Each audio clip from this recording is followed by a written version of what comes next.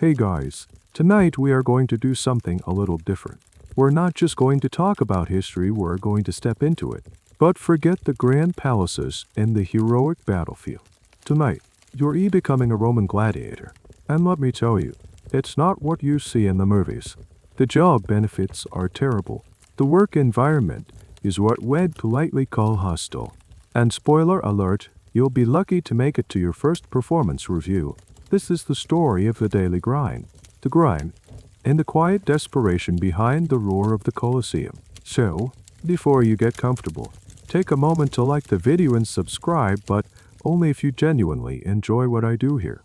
It helps the channel more than you know.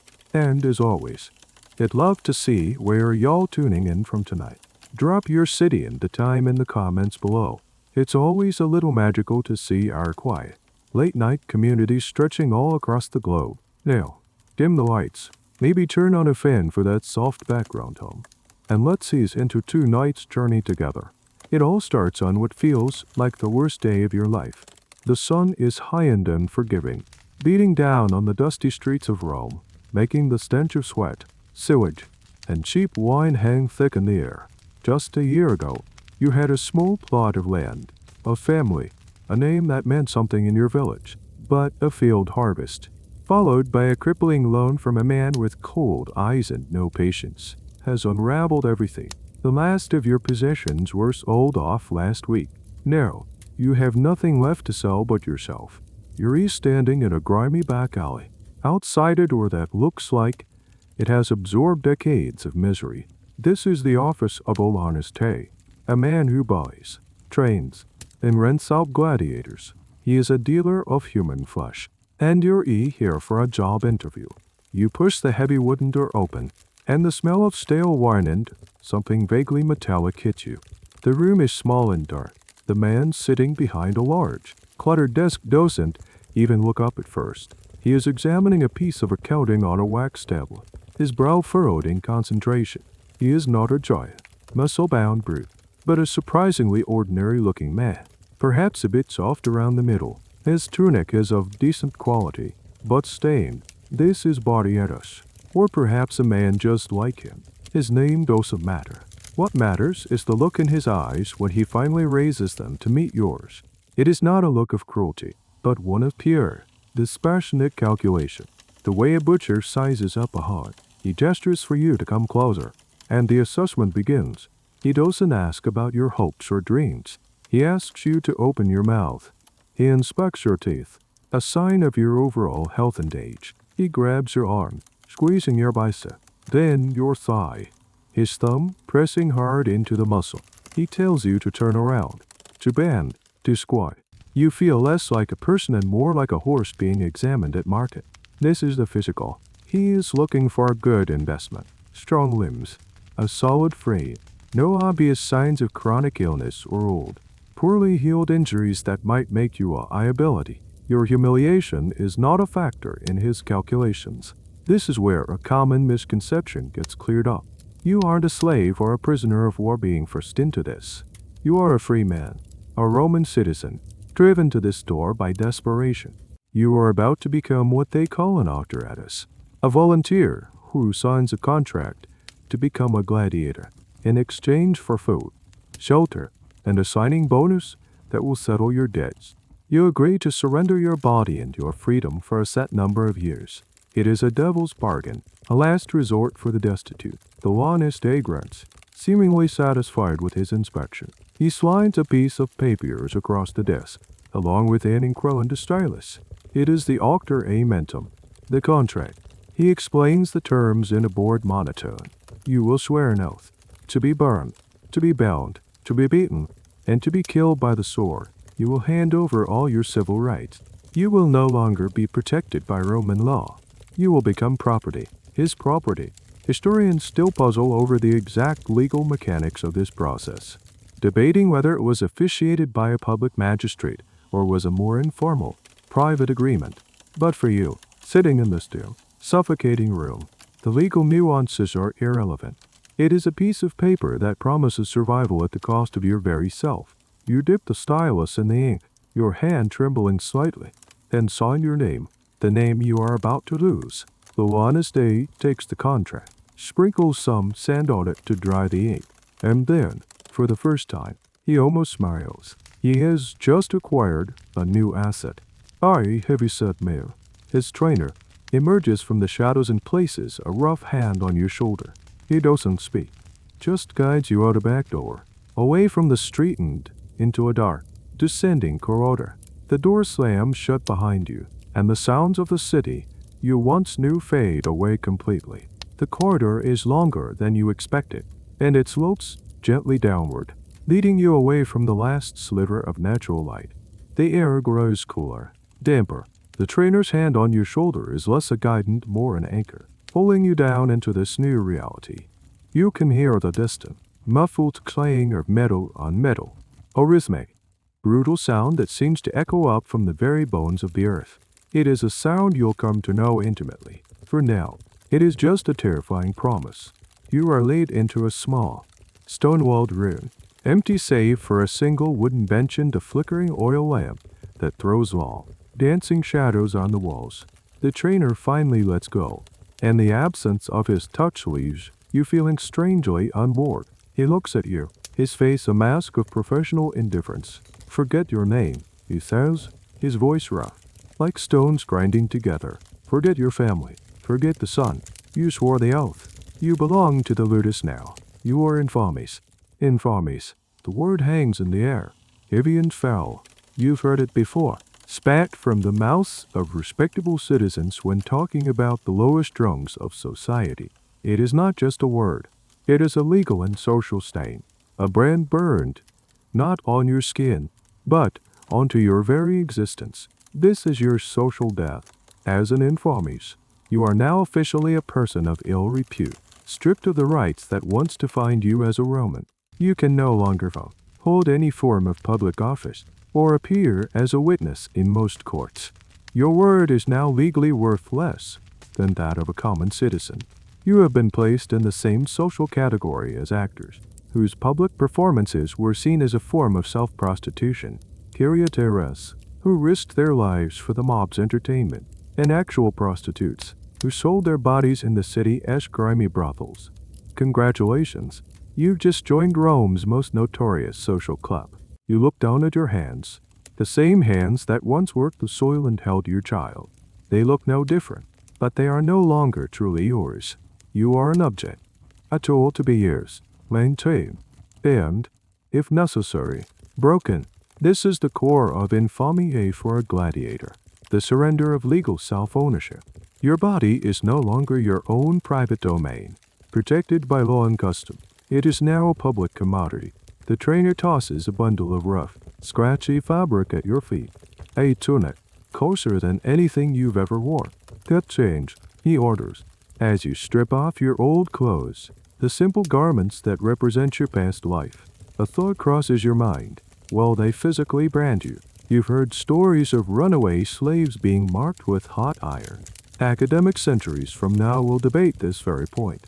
Was the infamy of a volunteer gladiator purely a legal status, or was it accompanied by a tattoo or brand, a permanent mark of ownership for the law in his teeth? Some evidence suggests tattoos were used to deter desertion, marking a man as a gladiator for life. For you, in this cold stone room, the debate is academic. The brand on your soul is already searing, and it feels more permanent than any mark on your skin. And here is a bitter little twist for you to chew on. A piece of information you'll pick up later in whispers and grumbled complaints from the other men. The man who now owns you, the honest day who sized you up like livestock, he is also infamies. Society holds him in the same contempt it holds you. He profits from death and disgrace, a profession so reviled that he too is barred from the privileges of a normal Roman citizen. It is a strange, inverted world you've entered, a despised subculture with its own hierarchy, where the master is just as trapped in the mud as his property. The only difference is, he holds the whip. You pull the rough tunic over your head. It smells of sweat into something acrid, like fear. The fabric chafes your skin. The trainer gives a curt nod. His inspection complete. He has asked your name, and you haven't offered it. It is the first thing you've lost, and it was surrendered without a word. He turns and leads you out of the room. deeper into the complex. The sound of clanging metal grows louder now, accompanied by grunts of effort and the sharp crack of a whip. Your old life is over. The legal fiction that you are a person with rights has been dissolved. Now, the practical education begins. The journey to what they call your new home isn't a journey at all. It is a descent. You follow the silent trainer through a maze of stone corridors that feel like the bowels of a great, unholy beast. The air is thick with the smell of unwashed bodies, stale food, and iron dust. There are no windows, only the occasional sputtering torch set in a wall bracket, casting more shadows than light. The sounds are a disorienting symphony of torment. The rhythmic thud of wooden swords hitting shields, the pained grunts of men pushing their bodies past their limits, the sharp, authoritative bark of trainers, and, underneath it all, a low, constant hum of human misery. You pass a doorway and catch your first glimpse of the training grounds. It is not a grand, sun-drenched arena. It is a sand-covered pit, enclosed by high walls. Men, stripped to the waist and glistening with sweat, are locked in mock combat. They move with a brutal, graceless efficiency that has nothing to do with heroism and everything to do with survival. A trainer, a lean man with a long wooden rod, circles them like a predator, his eyes missing nothing. He lashes out with the rod, striking a man's calf with a sickening crack. The man stumbles but doesn't cry out. He just grits his teeth and resumes his stats. This is your future. This is the classroom where you will learn the trade of death. But you're not there yet. You are still fresh meat, cargo being delivered.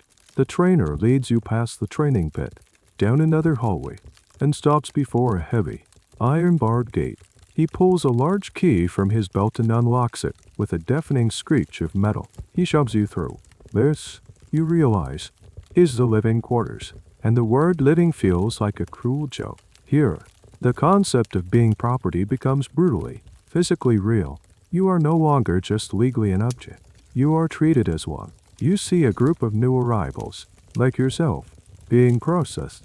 They are lined up against a wall while another trainer, this one with a tablet and stylus, inventories them. He doesn't write down their names. He notes their physical characteristics. Tall, delicate, scarred, unleft cheek, short, stocky, dark skin, good teeth, young, Iberian, lean build. It is exactly how a merchant would log a shipment of amphory, or a farmer would count his sheep. You are merchandise, and this is the warehouse. A small, but telling detail you notice is how they handle the equipment.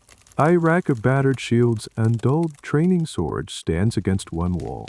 When a training session ends, the gladiators themselves are herded back into their cells first, the gate locked behind them. Only then do the trainers and their assistants meticulously collect, clean, and store the equipment.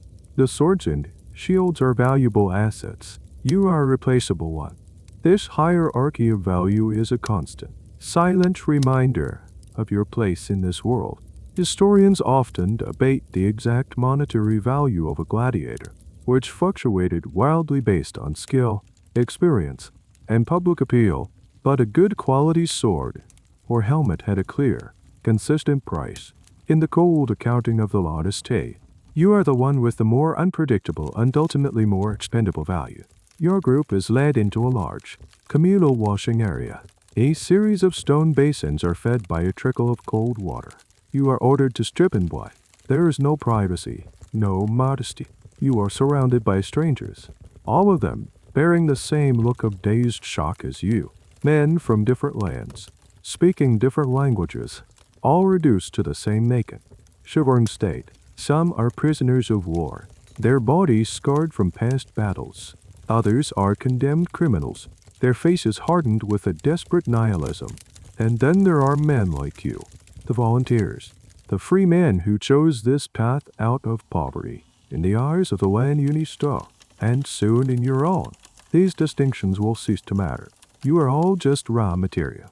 As you dry yourself with a piece of rough linen that feels like sandpaper, you watch as a veteran gladiator limps past, his leg wrapped in dirty bandages.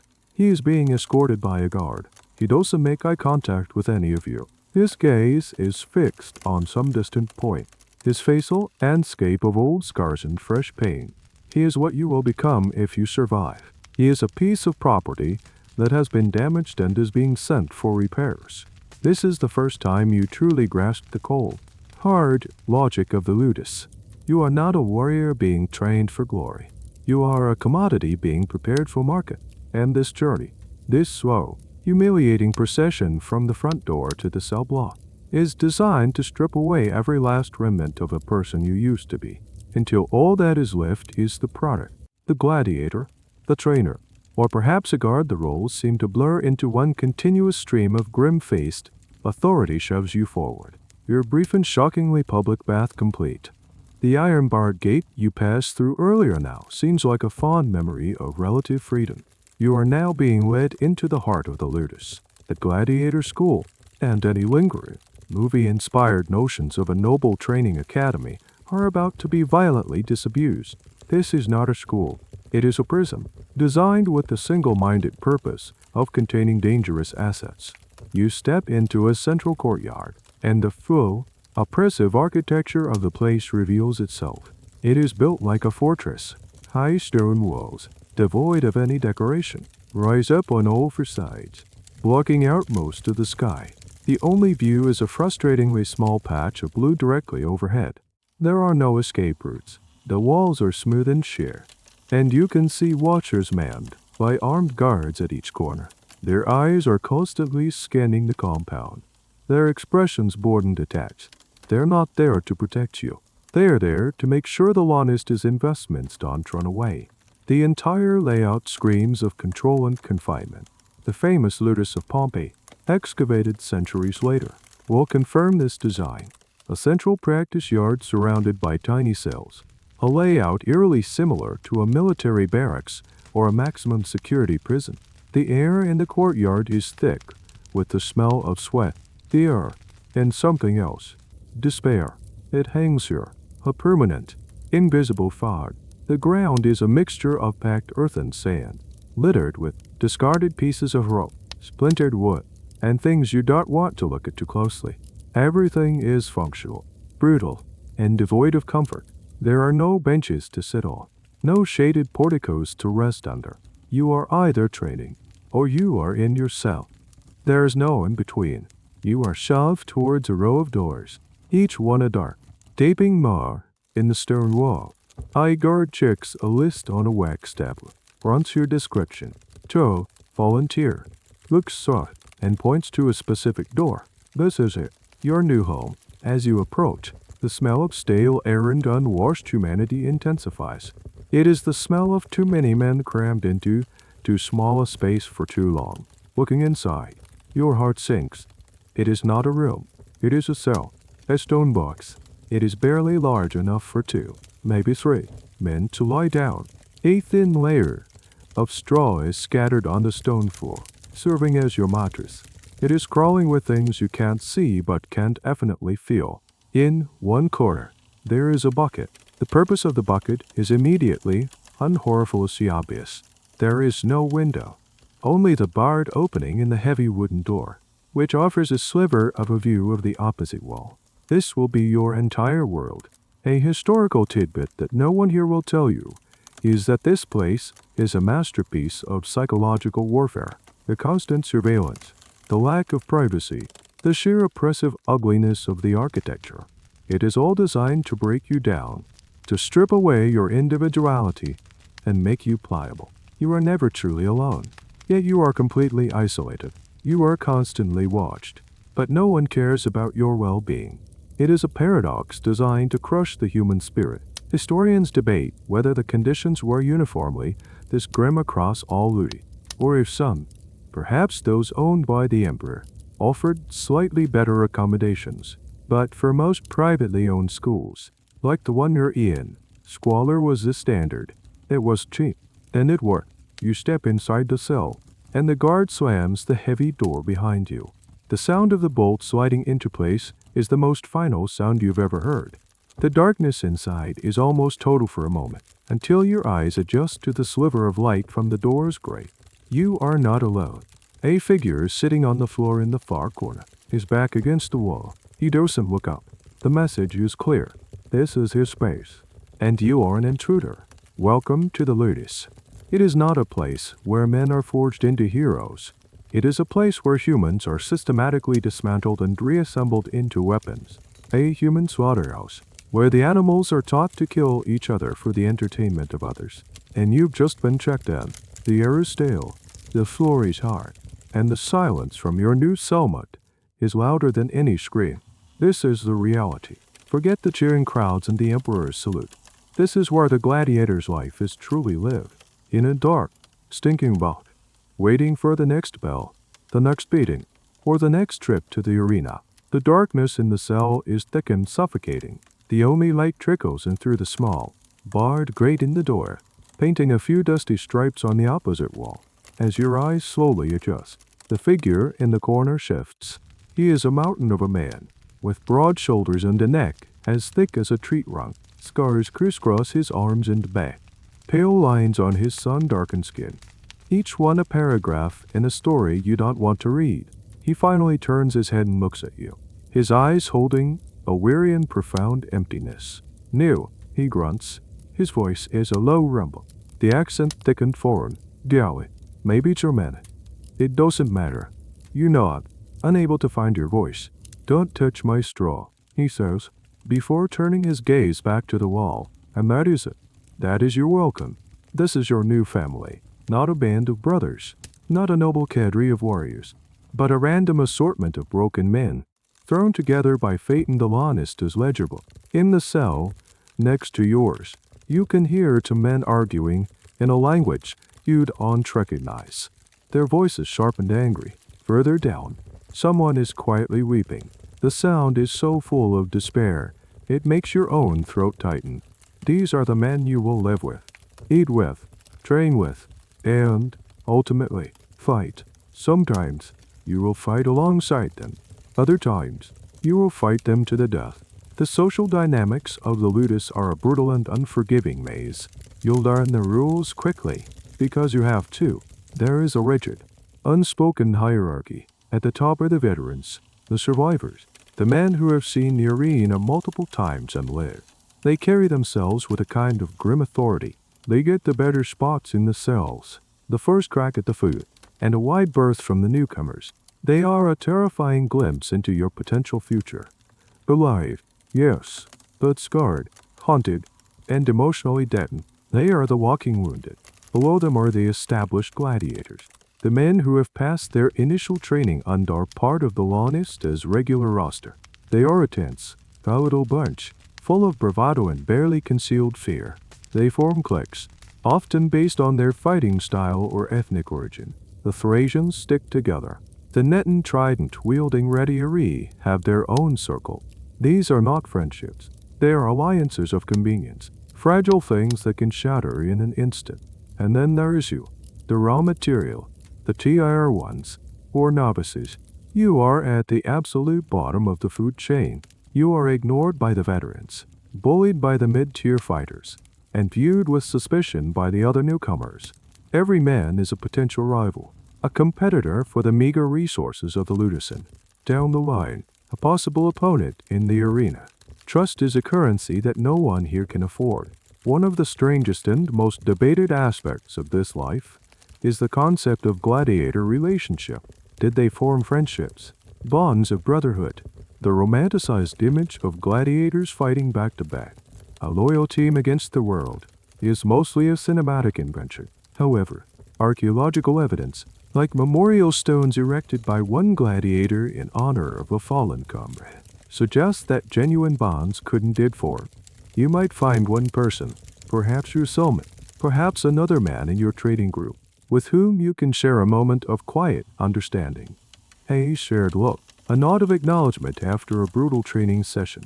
But these connections are fraught with peril. The man you share your bread with today could be the man you are ordered to kill tomorrow.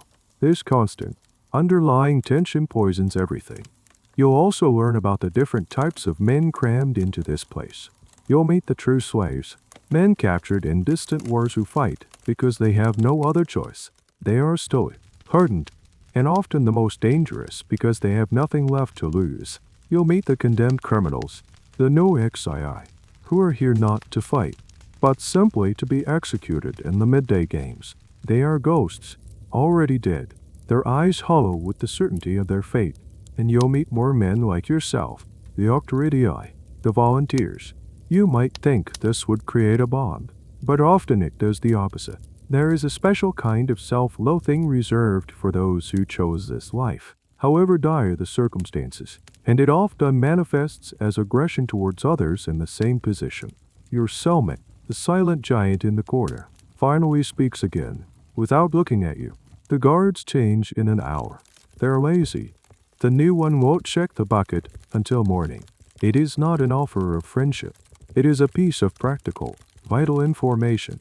It is the kind of communication that exists here, terse, functional, and stripped of all emotion. He is not helping you because he likes you.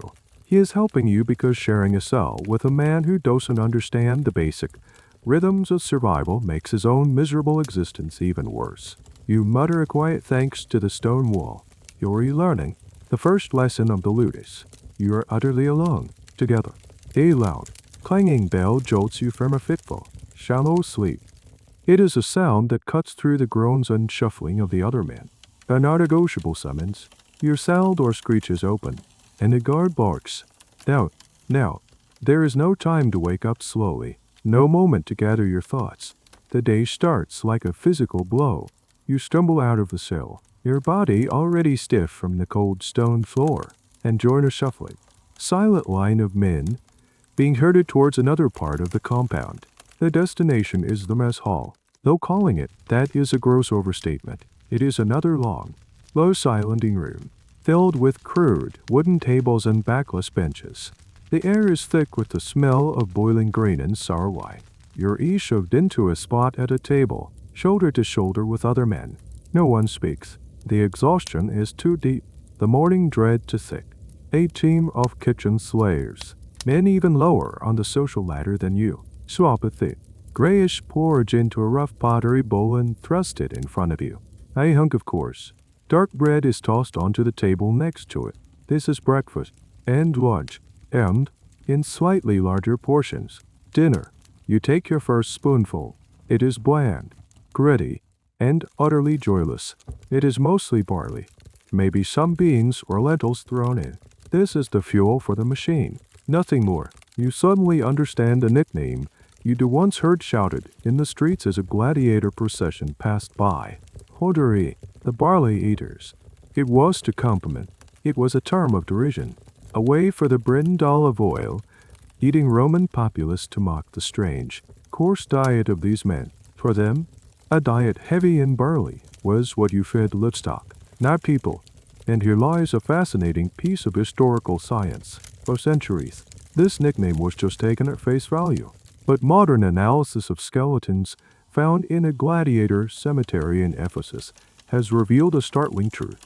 Chemical analysis of the bones showed extremely high levels of strontium, which is consistent with a diet overwhelmingly composed of plant sources like barley and beans. They really were barley men. But the purpose of this diet was just about being cheap. This high-carb, low-quality diet had a specific, practical function. It was designed to build up a layer of subcutaneous fat over their muscles. Why? It is a matter of showmanship and practicality. A lean, ripped fighter is impressive, but a cut on such a body bleeds profusely and can quickly become a debilitating, fight-ending injury. A fighter with a layer of fat, however, can take superficial slashes and cuts. The wounds look spectacular to the crowd, lots of blood, lots of drama, but they don't immediately damage the crucial muscle underneath. This layer of fat acted as a kind of built-in padding, protecting the gladiator and prolonging the show. Your diet is literally designed to make you a better spectacle, to allow you to bleed more impressively for the baying crowds. You are being fattened up, not for slaughter in the traditional sense, but for a more theatrical and prolonged one. Along with the barley mush, you're given a cup of watered-down, sour wine, or perhaps passé, the cheap vinegar and water drink of soldiers and the poor. It is better than the water, which you'll learn is often unsafe. There is no fruit, no fresh vegetables, no tender meat. That kind of food is for the long, is stay and his trainers. This nutritional reality is another to love control, It keeps you strong enough to train but provides no pleasure, reinforcing your lowly status with every single bite. There is, however, a strange supplement that you'll be given. A foul-tasting drink made from ash. You'll be forced to drink it, and you'll hate it. But those same bone analyzers from Ephesus revealed another secret. The gladiators had incredibly high bone density, far higher than average citizens. The prevailing theory is that they were given a kind of mineral supplement, perhaps a drink made from plant ash or bone ash, rich in calcium. This would help their bones heal faster and stronger from the constant fractures and stress of training. It is a weirdly sophisticated bit of sports medicine. In an otherwise brutal and primitive world, they are breaking you down and rebuilding you, piece by piece, from the inside out. Your very skeleton is being reached into for this job. Historians still debate the exact recipe and administration of this calcium supplement, but the evidence of its effects is literally written in the bones of your fallen comrades. You force down the last of the gray mush, the texture like wetsin in your mouth. You look around at the other men, all silently shoveling the fuel into their bodies. Their faces are blank, their movements mechanical. This is the reality behind the myth. The mighty gladiator, the pinnacle of physical prowess, is powered by a diet that a self-respecting farmer would hesitate to feed his pigs. And it is all part of the play. After the grim ritual of breakfast, you're herded back out into the central courtyard. The sun is higher now, starting to beat down on the sand pit. The veterans are already there, going through warm-up exercises with a frightening intensity.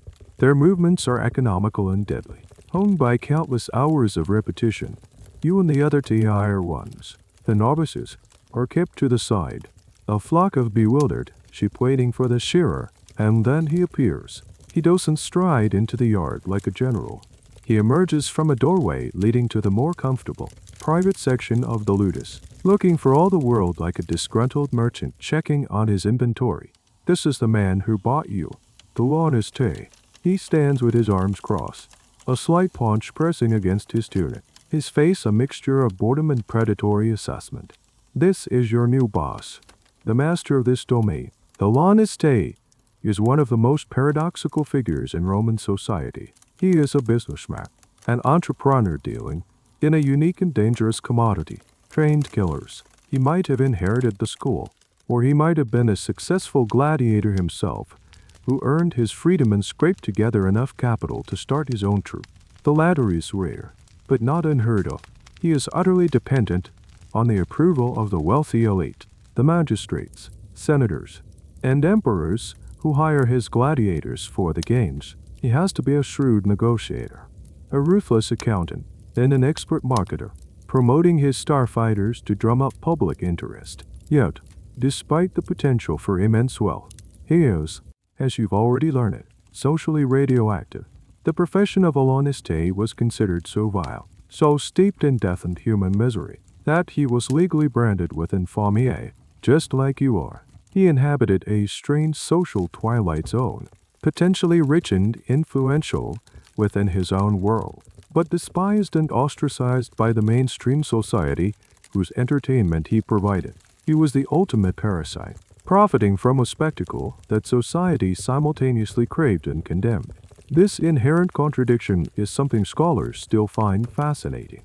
How a culture could so thoroughly institutionalize an industry while simultaneously scorning its practitioners. He doesn't speak to you. He doesn't need to. He communicates with his head trainer, a man known as the doctor. Don't let the name fool you. He is not a physician. He is the lead instructor, the chief enforcer, often an ex-gladiator himself, a man who survived the arena and now drills the next generation. The Launiste points a lazy finger at you and the other novices, muttering something to the doctor. His eyes sweep over you, and you feel that same cold, calculating gaze from the interview. He is not looking at a person. He is looking at an investment. He is calculating how long it will take to train you, what your fighting style might be, how much he can rent you out for, and, most importantly, your probability of dying before he can recoup his costs. Here is a piece of the business you'll only understand later, the economics of your own life and death. The Launiste makes money by renting his gladiators out to an editor, the sponsor of the games. There are two prices. There is a rental fee for a fight where both gladiators are expected to survive. A mana sign, mission a game without dismissal. By pay without a death sentence. But there is a much higher fee if the editor wants a fight to the death. In that case, if you are killed, the Laniste is compensated for the full market value of his lost asset. It is a cold, brutal insurance policy. Your boss has a vested financial interest in your survival. Up to a point, if the price is right. Your death is just another entry in his ledger. The Laniste watches for a while, his expression sour. Perhaps a veteran isn't moving with his usual speed. Perhaps a new recruit looks clumsy. He might snap an order, his voice cutting through the courtyard with surprising authority. A word from him can mean a flogging for a lazy fighter or an extra ration for a promising one. His power here is absolute. He can sell you, trade you to another ludus, or use you as collateral on a loan. He can also, if you displease him enough, condemn you to the beasts in the arena, a fate reserved for the most troublesome property. He finishes his conversation with the doctor, gives the yard one last disgusted look, and turns to leave. As he passes, his gaze lingers on you for a second. There is no malice in it, no sympathy. It is the look of a craftsman examining a piece of wood for flaws. You are raw material. Under his ownership and the doctor's brutal tutelage, you will be carved and shaped. Some of you will break during the process. Some of you will be finished, polished, and sent out to perform your function. And some of you will simply be discarded as a bad investment. That is the cold, hard truth of your new employer. He is not a monster. He is something far more terrifying, a businessman, and you are just a number on his balance sheet. The Laniste disappears back into the administrative wing of the ludus, his brief inspection over. Now, the real work begins. The head trainer, the doctor, strides into the center of the sandpit. He is not a large man, but he moves with a coiled, dangerous energy. His face is a roadmap of old scars, and his eyes miss nothing. He carries a long, thin wooden rod, a rudy's, but this one isn't the symbol of freedom. It is an instrument of correction. T.I.R. once. He barks, his voice echoing across the yard. Here, now. You and the other newcomers scramble forward, a clumsy, nervous herd. For the first time, you are handed your tool. It is a sword, but it is not the gleaming steel blade you might have imagined. It is a rudy's of a different kind, a wooden training sword. You grip the leather-wrapped hilt, and your first surprise is its weight. It is heavy, shockingly heavy. It feels heavier than a real sword would, and that is by design. This is a core principle of your initial training, a bit of brutal but effective sports science. You will spend countless hours, day after day, drilling with equipment that is significantly heavier than what you will use in the arena. You are given a wicker shield that is also weighted down. The philosophy is simple. If you can learn to fight, blunt, and maneuver for hours with these impossibly heavy tools, then on the day of the games, the real weapons will feel as light as a feather in your hands. It is a way of building muscle, endurance, and muscle memory through sheer, grueling over aggression. The training begins not with fancy techniques or sparring, but with a post. A thick wooden stake, about the height of a man, is driven into the sand in front of each of you. This is the palace, and for the next several weeks, it will be your only opponent. The palace does not tire. The doctor snarls, circling the group. It does not bleed. It does not feel fear. It is better than you will ever be. Your goal is to become worthy at it. And so it begins. The endless, winding, muscle-shredding repetition. You are shown the basic stance.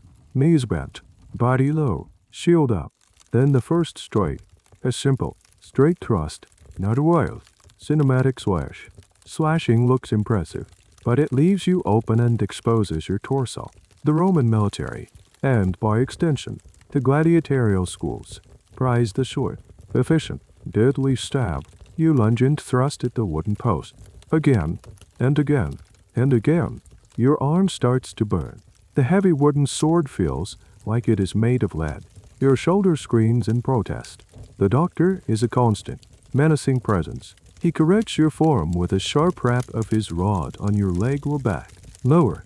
Your grandmother has a lower stance. He screams at one man. You call that a thrust. You are trying to tickle it to death. He roars at another. The blows from his rod are not just for correction. They are a taste of what is to come. They teach you to associate sloppiness with pain. This is where the psychological conditioning truly takes root. The monotony is a weapon. It is designed to break down your conscious thought, to bypass your fear and hesitation, and to drill the motions of combat so deep into your nervous system that they become instinct. You stop thinking. You just do. Thrust. Recover. Shield up. Thrust. Recover. Shield up.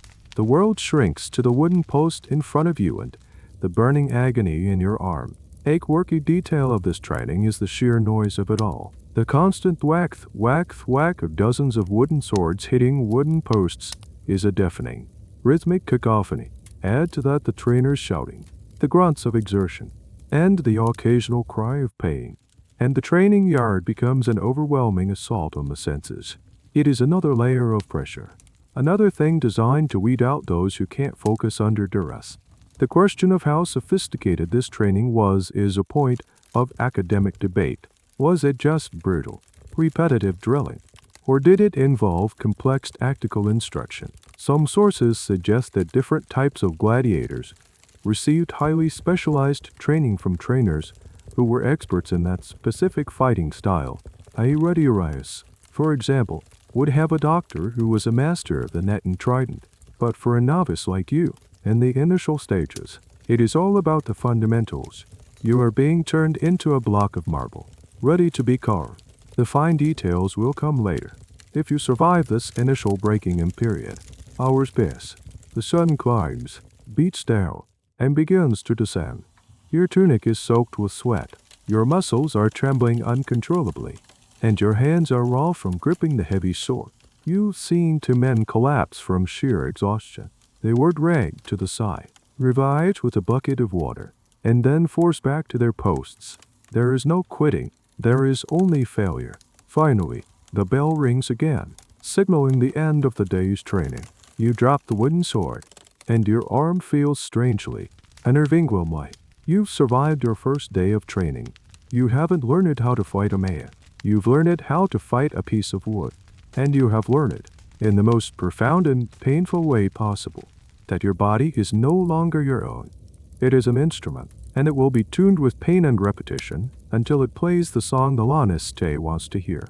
The bell that signals the end of training doesn't bring relief, just a different kind of misery.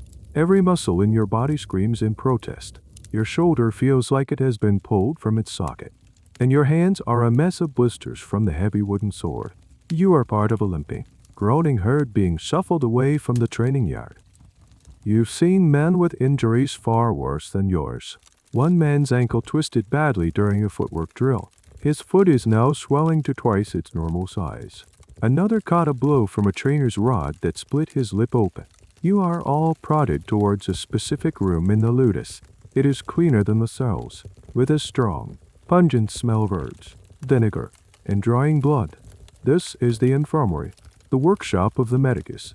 This is where the laniste's broken property gets repaired. You see a man sitting on a stone slab, his face pale with pain, while another man, the medicus, examines a deep gash on his forearm. The medicus is not like the trainers.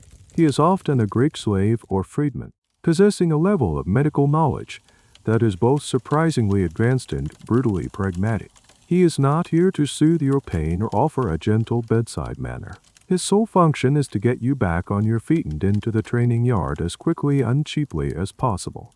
You are a machine, and he is the mechanic. The medical care in Ludus was a strange mix of sophistication and callousness.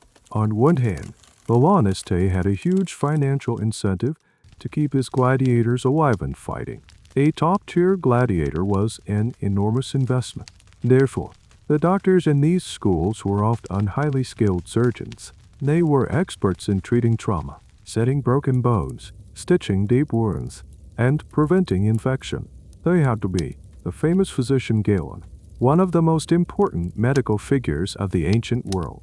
actually served as a doctor in a gladiator school in Pergamum for several years. He boasted that, under his care, only 2 gladiators died, compared to over 60 under the previous doctor. You watch as the medicus works on the man's arm. He cleans the wound with vinegar. His movements quick and efficient. Then, using a bronze needle and thread, he begins to stitch the flesh back together. He works without anesthetic. The gladiator just grits his teeth, his knuckles white, a sheen of sweat on his forehead. There is no sympathy exchange. It is a purely mechanical process. The doctor is repairing a piece of equipment. The gladiator is enduring it because he has no choice. This is the place for a truly bizarre and slightly stomach-churning piece of medical history. Gladiator blood and liver were considered potent remedies in the ancient world. It was believed that because gladiators were so strong and vital, consuming parts of them could transfer that vitality. The freshly shed blood of a killed gladiator was sometimes collected and sold to spectators as a cure for epilepsy. The liver was also thought to hold curative power. It is a gruesome thought. The very essence of your strengthened life force is seen as a commodity, a potential medicine for the wealthy citizens who watch you die. You are worth more, in some ways, dead than alive. Historians are still divided on how widespread this practice was. Was it a common, over-the-counter remedy, or a more obscure, fringe belief? The surviving texts are ambiguous, but the fact that it was mentioned by writers like Pliny the Elder and Celsus suggests it was, at the very least, a known concept. It adds another layer of objectification to your existence. Even your body parts have a market value after you're gone. Your turn comes. You show the medicus your blistered hands. He glances at them, his expression one of utter boredom. He has seen 1,000 hands just like yours. He grabs a small pot filled with a greasy, strong-smelling solve and slaps a generous amount onto your palms. It stings, but you can also feel a strange, cooling sensation. He then wraps your hands in strips of clean linen. "Don't be a baby," he mutters, already looking past you to the next man in line. "They'll be harder tomorrow." And that is the entire philosophy of this place in a nutshell. Pain is temporary. Weakness is a flaw to be corrected. Your body must adapt and harden, or it will be broken and discarded. The medicus is not your friend. He is not a healer in the compassionate sense. He is an agent of the l'honnêteté, a vital cog in the machine that turns a profit from your suffering. His skill is just another tool to maximize the return on your investment. He will set your bones, stitch your skin, and give you foul-tasting potions to keep you on your feet. Also, you can go back out tomorrow and risk it all over again. He is the man who keeps you alive, but only so you can be ready to die.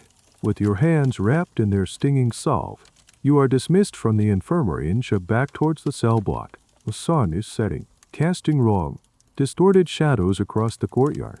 The brief, almost clinical interaction with the medicus is over. And now you are returned to the brutal, social ecosystem of the gladiator barracks. The hierarchy you glimpsed this morning becomes painfully clear in the exhausted hours of the evening. As a Tyrol, a rookie, you are less than nothing. You enter your cell, and your cellmate, the silent giant, is already there, cleaning a small, personal dagger with a scrap of cloth. He doesn't acknowledge you. Use it on your sliver of straw-covered floor, careful not to encroach on his space. This is the first rule. You've learned it. Know your place. The veterans have their own cells, sometimes slightly larger, or they dominate the communal ones. They have earned their space, their privacy, their right to be left alone. Through bloodshed and survival, you have earned nothing. The evening meal is a repeat of breakfast, more barley mush, more stale bread. But now, the social order asserts itself. The veterans' undestablished fighters get their food first. They take the largest portions, the freshest loaves. By the time the pot reaches you and the other novices, you're scraping the dregs. Sometimes, a larger, more aggressive gladiator will simply take your ration, shoving you aside with a contemptuous grunt. There are no guards to appeal to. This is not their concern. This is the law of the ludus. Might makes right. This is where bullying becomes a part of your daily routine. It is not just about food. It is about everything.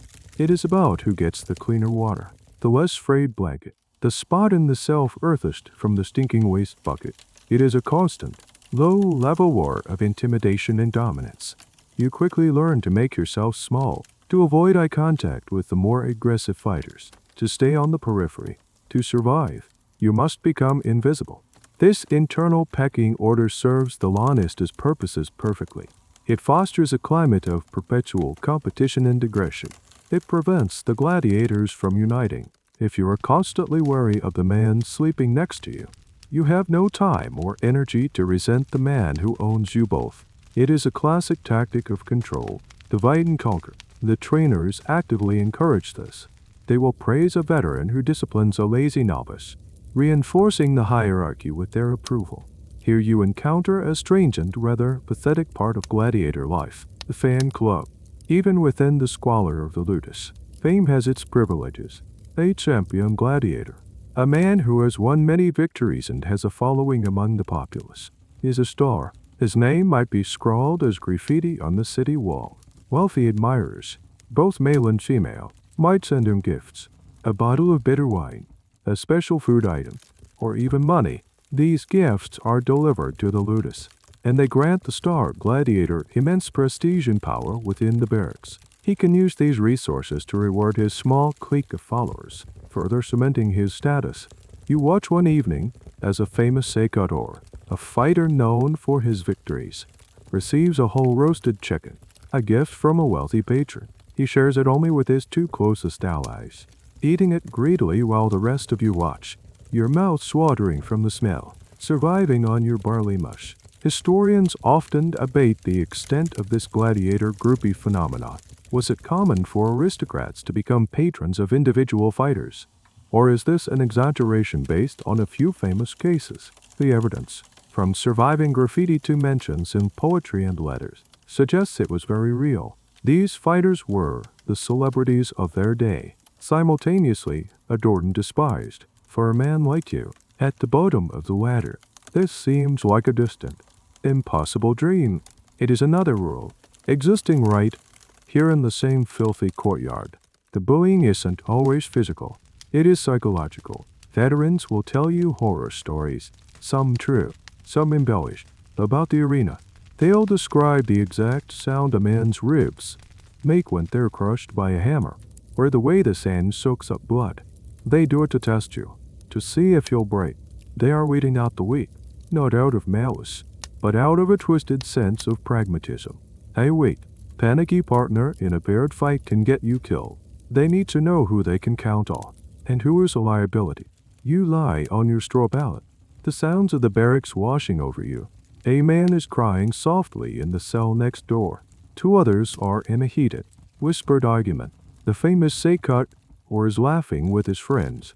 It is a microcosm of a brutal, unforgiving world. You are at the bottom, and the only way up is to become as hardened ruthless as the men who are currently stepping on you. Your first real opponent isn't in the arena. He is in the cell block, and he is waiting to see if you have what it takes to survive the night. After several weeks of grueling, mind-numbing drills against the wooden post, a change finally comes.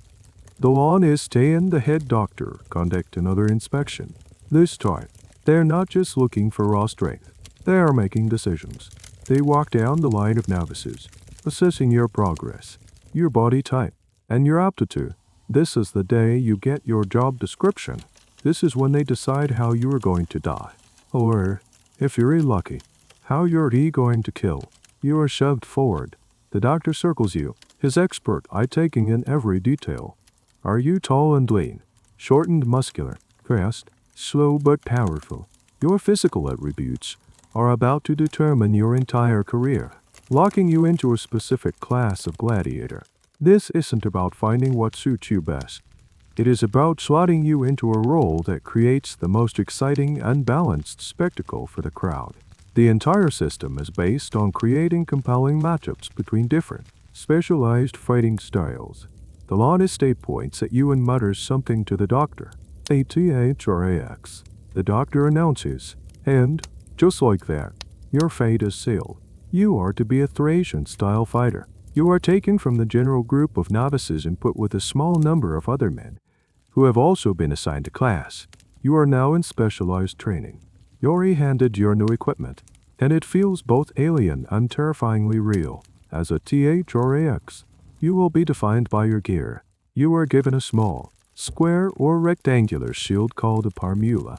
It is much smaller and less protective than the large legionary-style shields some other gladiators use. It requires agility and skill, not just brute force. And then you are given your signature weapon, the Sika. It is a short, curved sword with a wicked, sickle-like blade.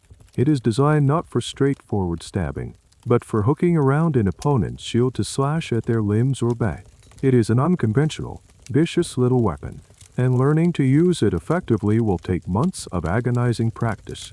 Your armor is also specific to your class. You are fitted for a helmet with a wide brim, a protective crest, and a grilled face mask that makes you look like an insect. It offers good protection but severely limits your vision and hearing. You feel claustrophobic the first time you put it on. You also get a single, heavily padded legging, a greave, for your lead leg. Your sword arm is protected by a segmented arm guard called a manica. The rest of your torso is left completely bare. This is a key, and often misunderstood, aspect of gladiatorial combat. The armor is not designed for maximum protection. If it were, you'd be covered head to toe in steel like a medieval knight. The armor is designed for spectacle. It protects certain parts of your body while deliberately leaving others vulnerable. This creates specific targets, encourages certain types of attacks, and prolongs the fight. The bare chest of the THRAX is a tempting, high-risk target. The elaborate helmet makes you look menacing and anonymous. It is all part of the show. Your life is being risked for better choreography. You look at the other training groups and see the bizarre menagerie of fighting styles being drilled. There are the MUR-Millers, the fishmen, with their large shields and fish-crested helmets, typically pitted against fighters like you. There are the famous restorative, the net fighters. They are the most lightly armored of all, carrying only a trident, a dagger, and a weighted net. They are fast and agile, but incredibly vulnerable if they miss with their one shot with the net. Their opponents are often the heavily armed secutaries, whose smooth, rounded helmets are designed to prevent snagging in the net. This system of checks and balances, of deliberate mismatches in equipment, is a work of grim genius. It is rock, paper, scissors with deadly weapons. Each class has a natural advantage and a natural weakness against another. The debate among historians is whether these matchups were rigidly fixed, or if there was room for experimentation. For the most part, the pairings were traditional and predictable, because the audience understood them. They knew the classic restorative verses. Say cut or matchup and had their favorites. You are now a character in this violent play, and you will learn your lines until they are second nature. A fashionably niche class you might occasionally see is the restorative. These gladiators fought from chariots, mimicking the style of the ancient Britons. They required a whole different level of training and were likely very expensive to field. You might also hear whispers of the female gladiators, the gladiatresses. They were a rare and controversial sight, often viewed as a novelty act. The evidence for them is scant but undeniable, from inscriptions to a marble relief found at Halicarnassus depicting two female fighters named Damos, Anande Chiliae.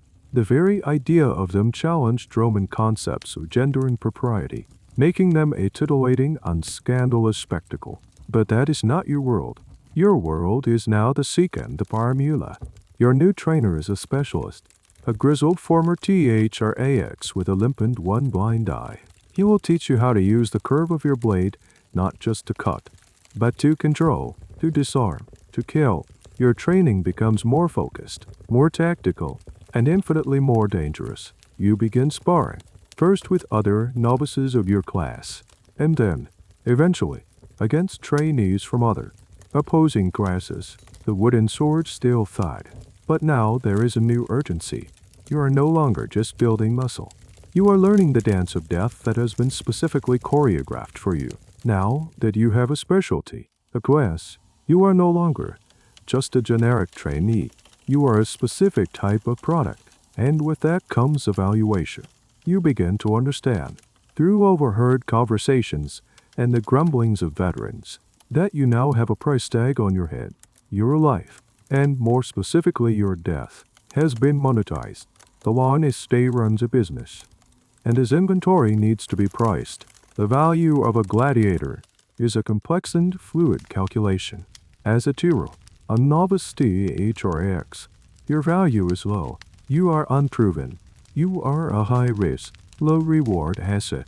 The honest day has invested in your acquisition, your food, and your initial training, but he has yet seen any return. If you die in your first fight, he might even take a small loss. But if you survive, if you win your first match, your value instantly increases. You become a veteraness, a veteran of at least one fight. Your price goes up. If you win several fights, if you show skill in what the Romans called vertiscard, man wines, your value skyrockets. You become a sought-after commodity.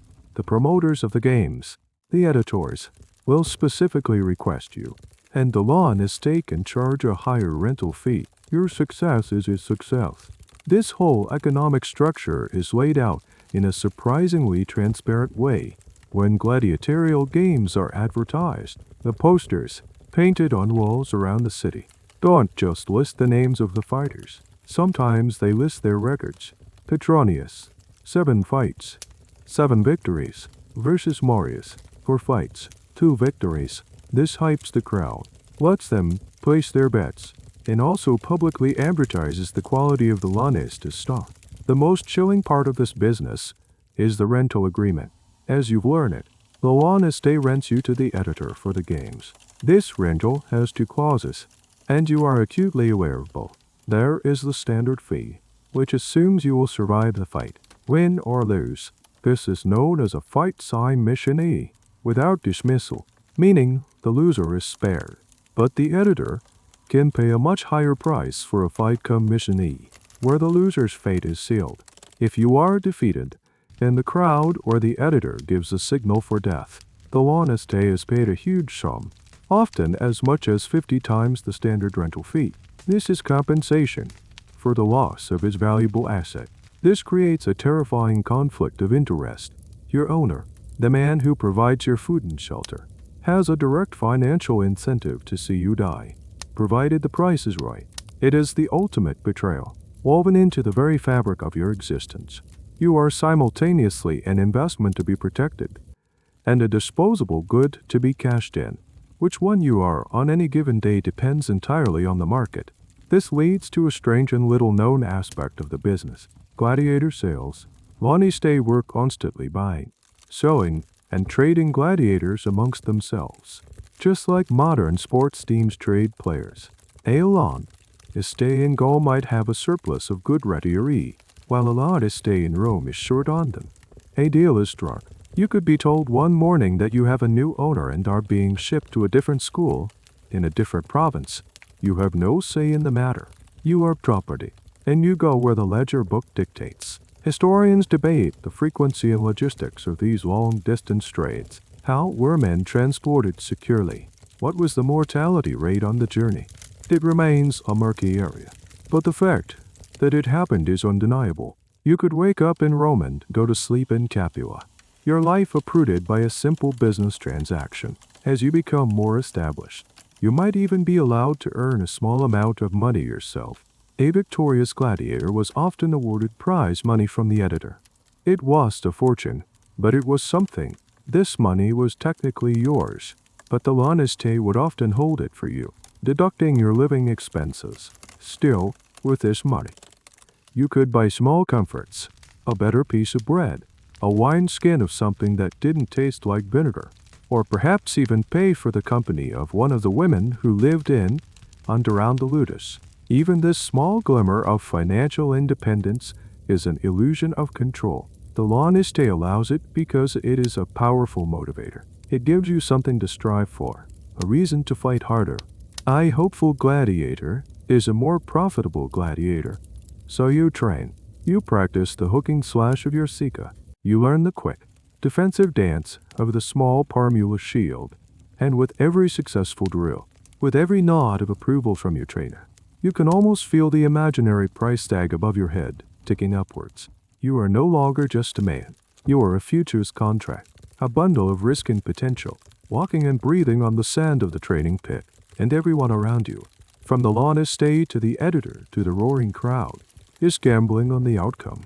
As your training progresses and you survive your first few brutal sparring sessions against other novices, you start to notice a new kind of attention. It is not from the trainers or the other gladiators. It comes from outside the grim walls of the ludus. On certain days, the lawn estate will host private viewings. Wealthy Romans, the kind of men who might be sponsoring upcoming games, or who simply have a morbid curiosity, are allowed to come and watch you train. This is a profoundly strange and unsettling experience. You are in the sand pit, stripped to the waist, sweat staining your eyes, every muscle aching. The doctor is pushing you harder than ever, screaming insults, forcing you to run through your drills with brutal precision, and standing on a raised platform, safely out of reach of the sweat and dust, are the spectators. They are men of high society, dressed in clean, white gas, their faces soft and well-fed. They lounge on cushioned chairs, sipping wine, attended by their slaves. They watch you with a detached, critical eye, like connoisseurs examining a piece of art or a prized bull. Their gaze is a bizarre cocktail of fascination and utter contempt. In their eyes, you are the living embodiment of a thrilling taboo. You are a figure of immense physical power, a master of violence, something that their soft, civilized lives lack. They are drawn to your raw, dangerous energy. You can see the excitement in their eyes as you execute a perfect parry and thrust. They murmur to each other, pointing at a particularly muscular fighter or a swift ready Arias. At the same time, they despise you. You are infamies. You are a slave to the crowd, a piece of property, a man who has forfeited his honor and his place in society. They would never dine with you, never treat you as an equal. You are a creature for their entertainment, a spectacle of degradation that reassures them of their own superior status. This dual perception, admiration for your skill, disgust for your status, is the foundation of the Roman public's relationship with gladiators. Sometimes, female admirers come as well. These are usually wealthy, thrill-seeking matrons, often objects of scandal and gossip themselves. Their presence adds another layer of weirdness to the scene. They watch with an intensity that is different from the men's, less critical, more openly fascinated. The Roman satirist Juvenal wrote scathingly about aristocratic women who became infatuated with gladiators, describing one who ran off with a battered, one-eyed fighter. For these women, you are the ultimate bad boy, a forbidden fantasy. Their attention is both flattering and deeply unnerving. It is not about you as a person. It is about the idea of you, the dangerous, masculine brute. A little-known fact is that some of these wealthy patrons would rent gladiators for private parties, not for fighting. You might be hired to simply stand guard at the door of a lavish dinner party, your scarred, muscular presence serving as a piece of living, intimidating decor. It was a status symbol for the host, a way to show off his wealth and connections. Imagine the humiliation. After a day of brutal training, you are cleaned up, put in a simple loincloth, and forced to stand motionless for hours, like a statue, while the Roman elite gorged themselves on exotic foods and wines, occasionally glancing at you as a conversation piece. That is one of Badiada's new Thracians. Your host might say. They say he is quite promising. You are a talking point, an object to be admired and discussed, but never engaged with. The question of how gladiators personally felt about these fans is something history can really tell us. The writings we have are all from the perspective of the elite who watched them.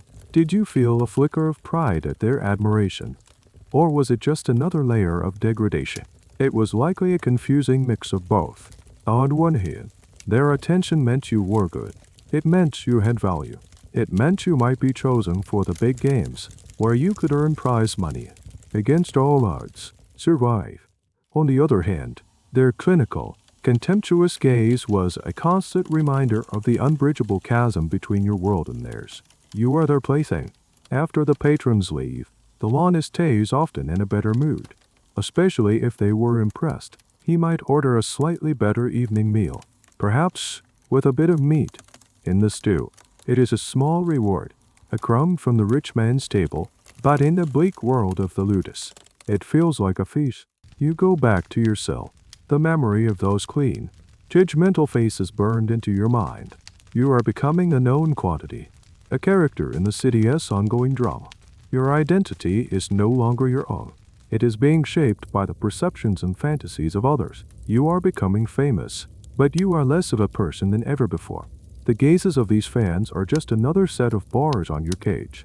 The days bleed into one another, a monotonous cycle of bells, barley, and beatings. The physical toll is immense, but you find your body, against all odds, adapting. Your muscles harden, your skin thickens, and the blisters on your hands turn to calluses. You move with a new, grim efficiency. The physical pain, while ever present, becomes a kind of background noise, a constant companion you learn to live with. But there is another kind of erosion happening, one that is quieter and far more insidious. It is the slow, steady grinding down of your mind. The psychological pressure inside the ludus is relentless, a silent killer that claims more men than any training accident. The first thing to go is silence. There is never any true quiet here. During the day, the courtyard is a cacophony of clanging weapons, shouting trainers, and grunting men. At night, the cell block is filled with the sounds of human misery. Coughing, weeping, men muttering in their sleep. The sudden cry of a nightmare. Your brain is never allowed to rest, never given a moment of peace to process the trauma of your daily existence. The constant noise frays your nerves, leaving you in a perpetual state of heightened alert, like an animal in a cage. Then there is the fear. It is not just the acute, immediate fear of being injured in the training pit. It is a low-grade, chronic dread that seeps into your bones. It is the fear of the future, of the arena, of the moment you will be forced to kill or be killed. It is the fear of the lawless's whims, of being sold or punished for an unknown infraction. This fear lies in your stomach, a cold, hard knot that never fully dissolves.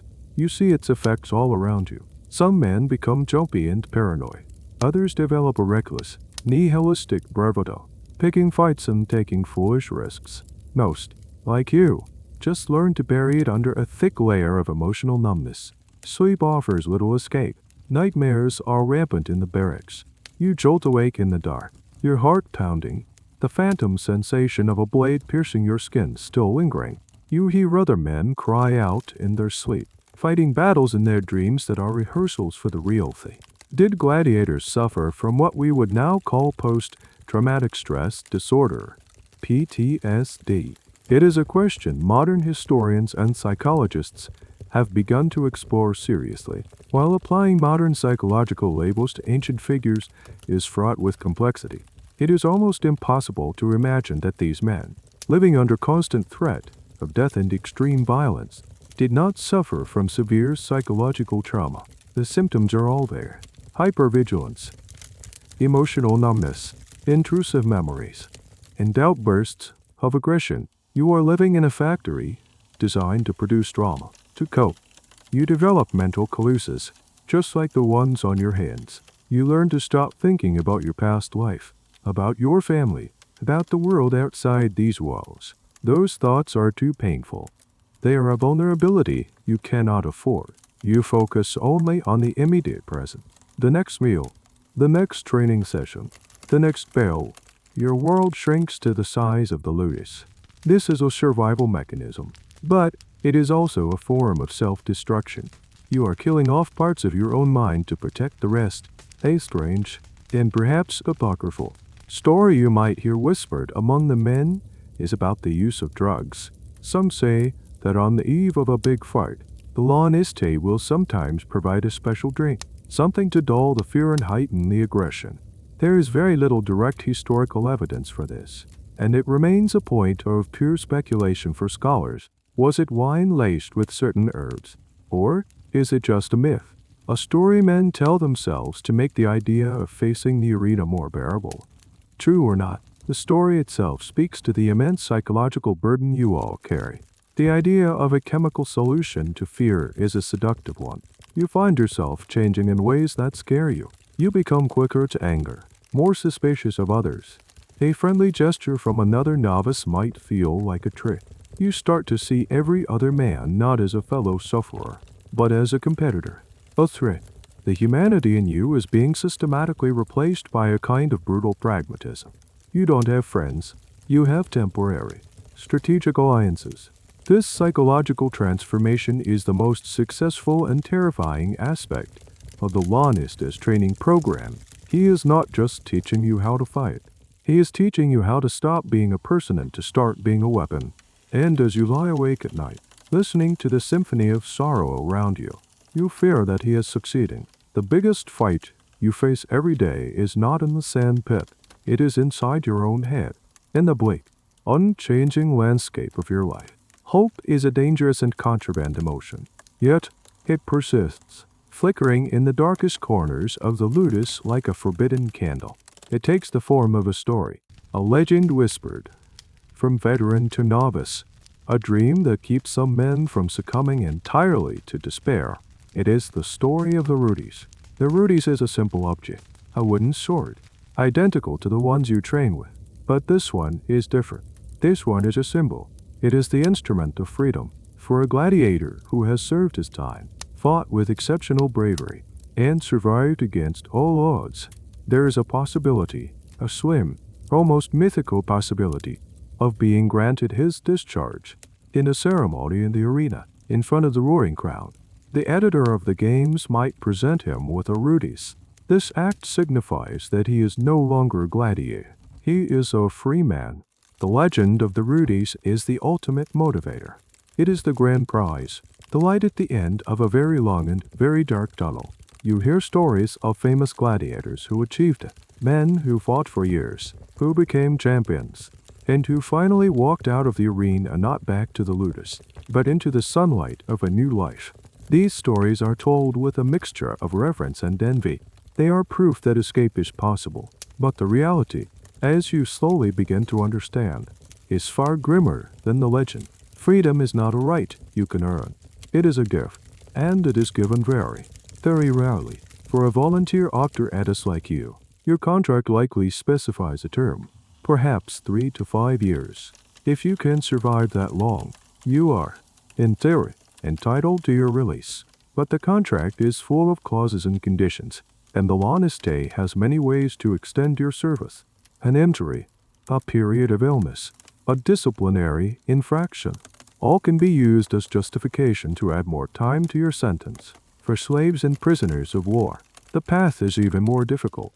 They have no contract. Their freedom is entirely at the whim of their owner. A Lannister is not going to willingly give up a valuable, high-earning gladiator out of the goodness of his heart. Why would he? A star gladiator is the cornerstone of his business. Freeing him would be like killing his own golden goose. So, the Rudies is usually awarded under very specific circumstances.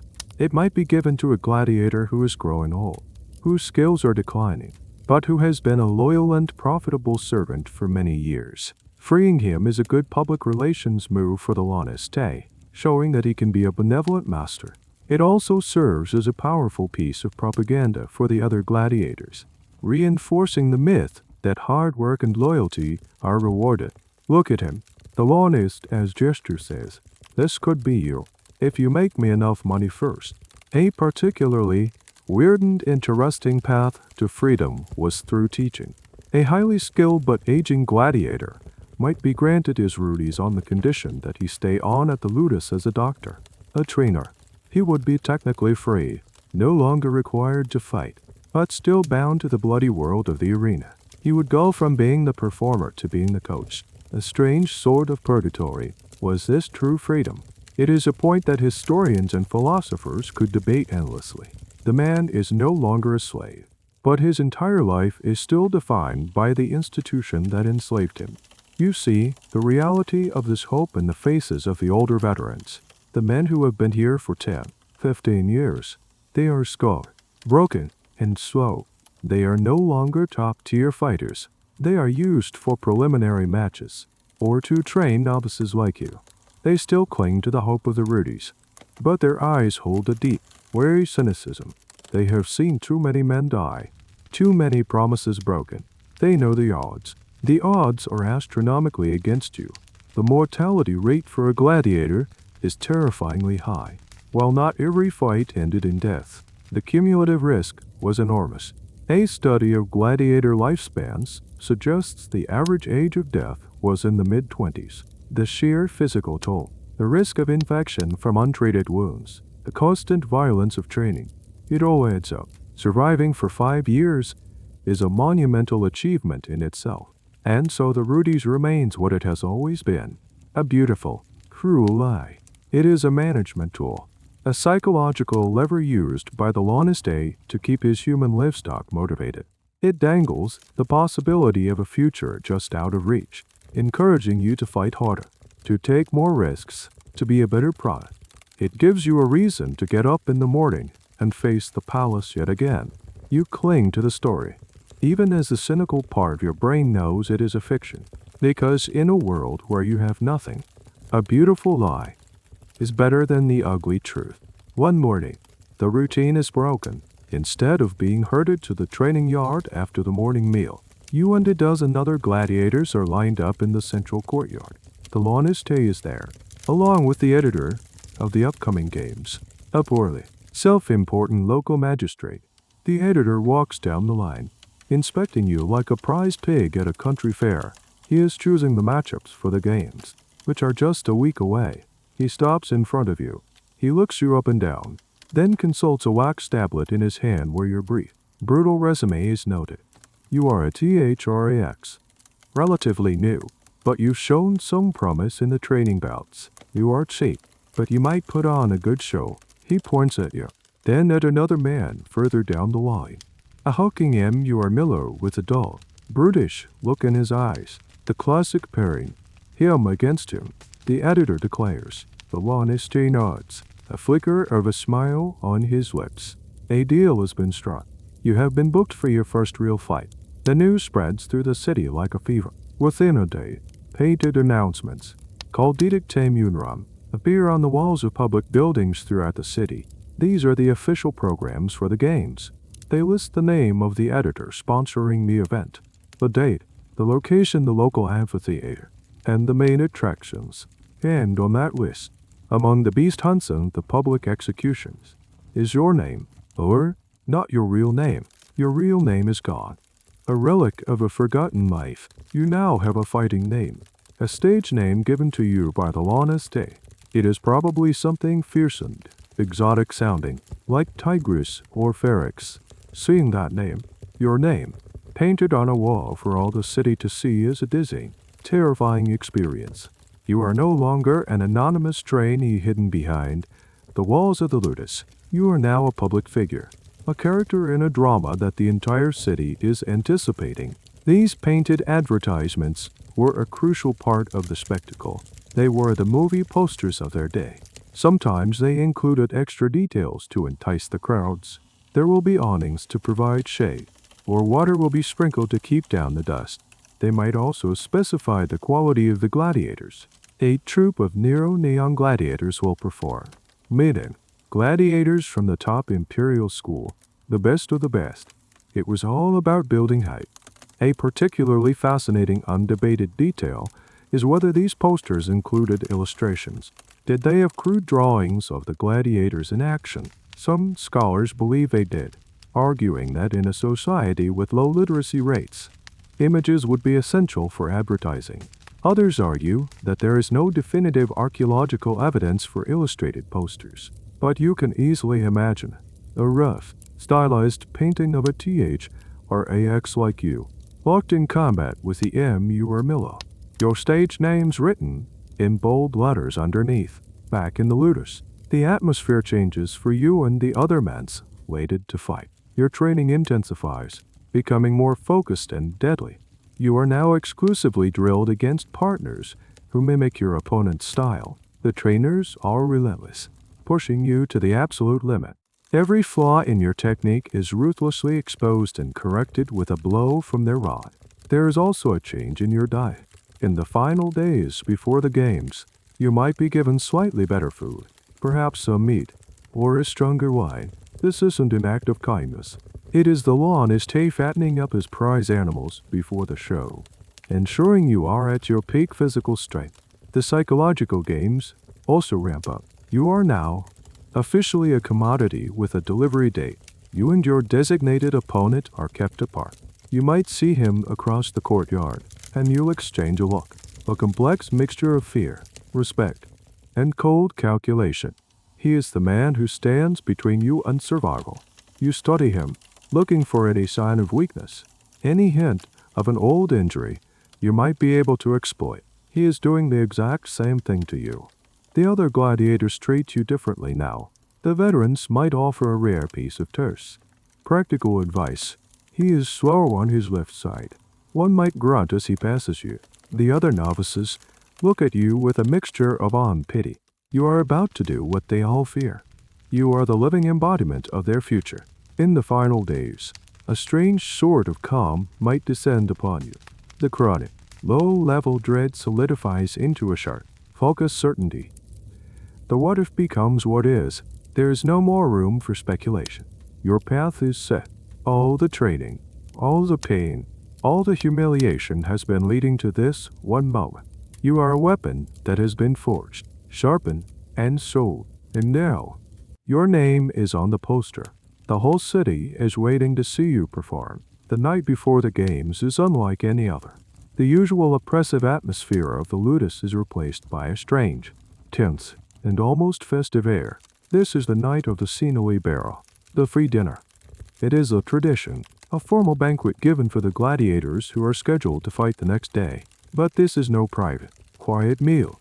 It is a public spectacle. You and the other chosen fighters are bathed and oiled. You are given clean tunics, perhaps even dyed a symbolic color like reed or purple. You are then marched out of the ludus, one of the few times you will ever leave its walls before a fight, and taken to a public hall or a space near the amphitheater. The banquet is laid out on long tables, and for the first time in your memory, the food is magnificent. There are roasted meats, a luxury you've only ever smelled on the wind.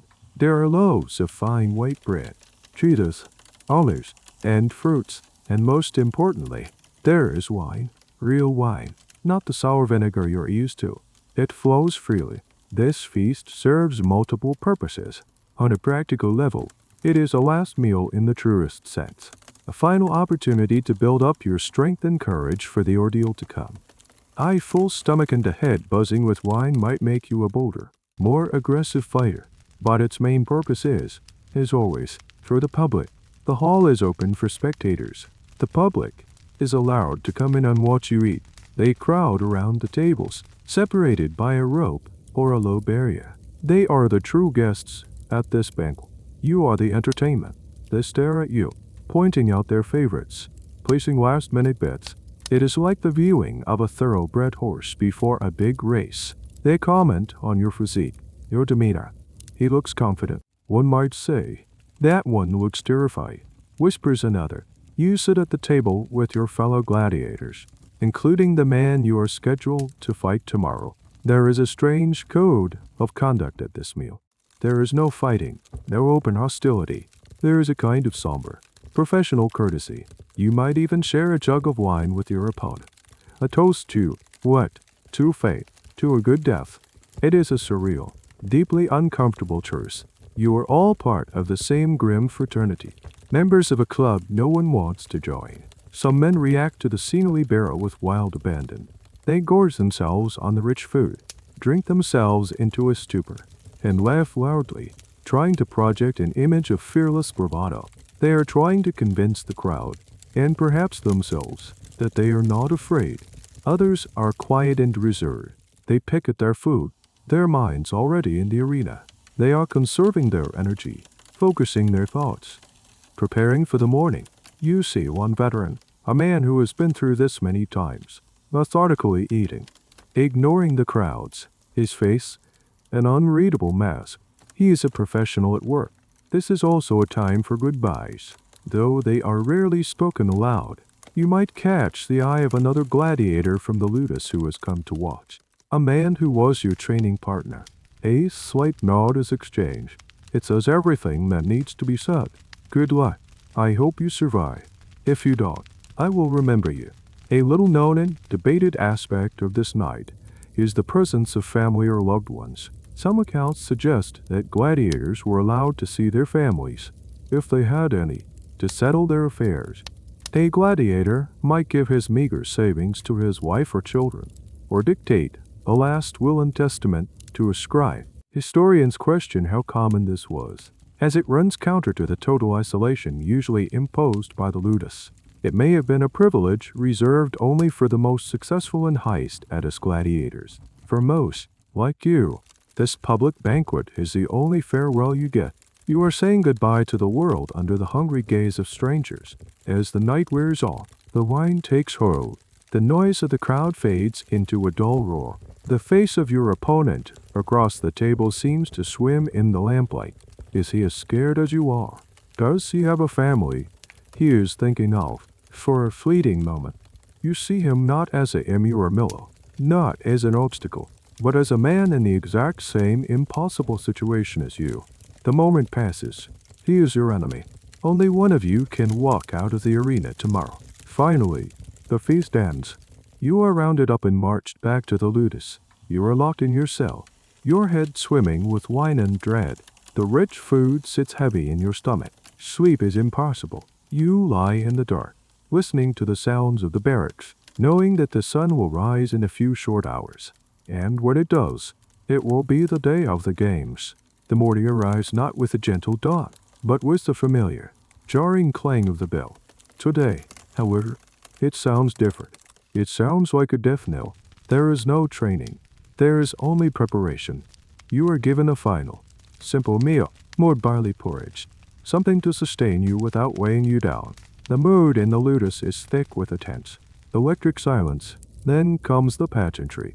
You are stripped of your rough training tunic and brought to the armory, but you are not yet given your weapons or armor. Instead, you are dressed in a costume. You and the other gladiators are adorned in rich, brightly colored robes, often embroidered with gold thread. These are the tunicae, the garments for the opening procession. They are heavy, ornate, and completely impractical for fighting. Their sole purpose is for the show. You are led out of the ludus in a formal procession, marching through the streets of the city towards the amphitheater. The streets are lined with people, a river of faces, all pushing and shoving to get a better look at you. The city has declared a holiday. Shops are closed. Everyone is heading to the games. The air is filled with the noise of the crowd. Cheers, cheers, shouted bits, and the excited chatter of children. It is a festival, and you are the main attraction. You march into the amphitheater through a grand entrance, and the scale of the place hits you like a physical blow. The roar of tens of thousands of people, a sound you only heard as a distant rumble before, is now a deafening, overwhelming wave of pure noise. The amphitheater is a colossal stone bowl of humanity, a seething mass of color and sound. You squint against the bright sunlight glinting off the sand. This is the Pampa, the Grand Parade. It is the opening ceremony, a tradition borrowed from Roman military triumphs. You march in a carefully orchestrated order. First come the lictors, the official bodyguards of the magistrate, clearing the way. Then musicians, playing trumpets and horns, their blaring notes barely audible over the roar of the crowd. Then come men carrying platforms with images of the gods and of the emperor, linking this spectacle of death to both religious piety and patriotic loyalty. And then comes your section. You and the other gladiators march, 2 by 2, around the circumference of the vast arena floor. You are forced to hold your head high, to project an aura of confidence and pride, even as your insides are churning with fear. You scan the crowd, but it is just a blur of faces. Rich senators in the front rows, the common folk in the upper tiers, all united in their thirst for the spectacle you are about to provide. One of the most famous and widely quoted phrases associated with gladiators is, Ave, Imperator, mortarior te salutat. Hail, Emperor, we who are about to die salute you. It is a fantastic line, full of tragic grandeur. The only problem is, it is almost certainly not something most gladiators ever said. The historian Suetonius records this phrase as being uttered only once, by a group of criminals and prisoners of war who were about to engage in a mock naval battle on a lake for the Emperor Claudius. There is no evidence it was a standard greeting in the Colosseum or any other amphitheater. It was likely a worn-off, desperate plea from men who weren't professional gladiators but condemned convicts. The idea of it being a universal salute is a romantic, cinematic invention. The reality of your pre-fight ritual is likely much less poetic. You march, you are displayed, and you wait.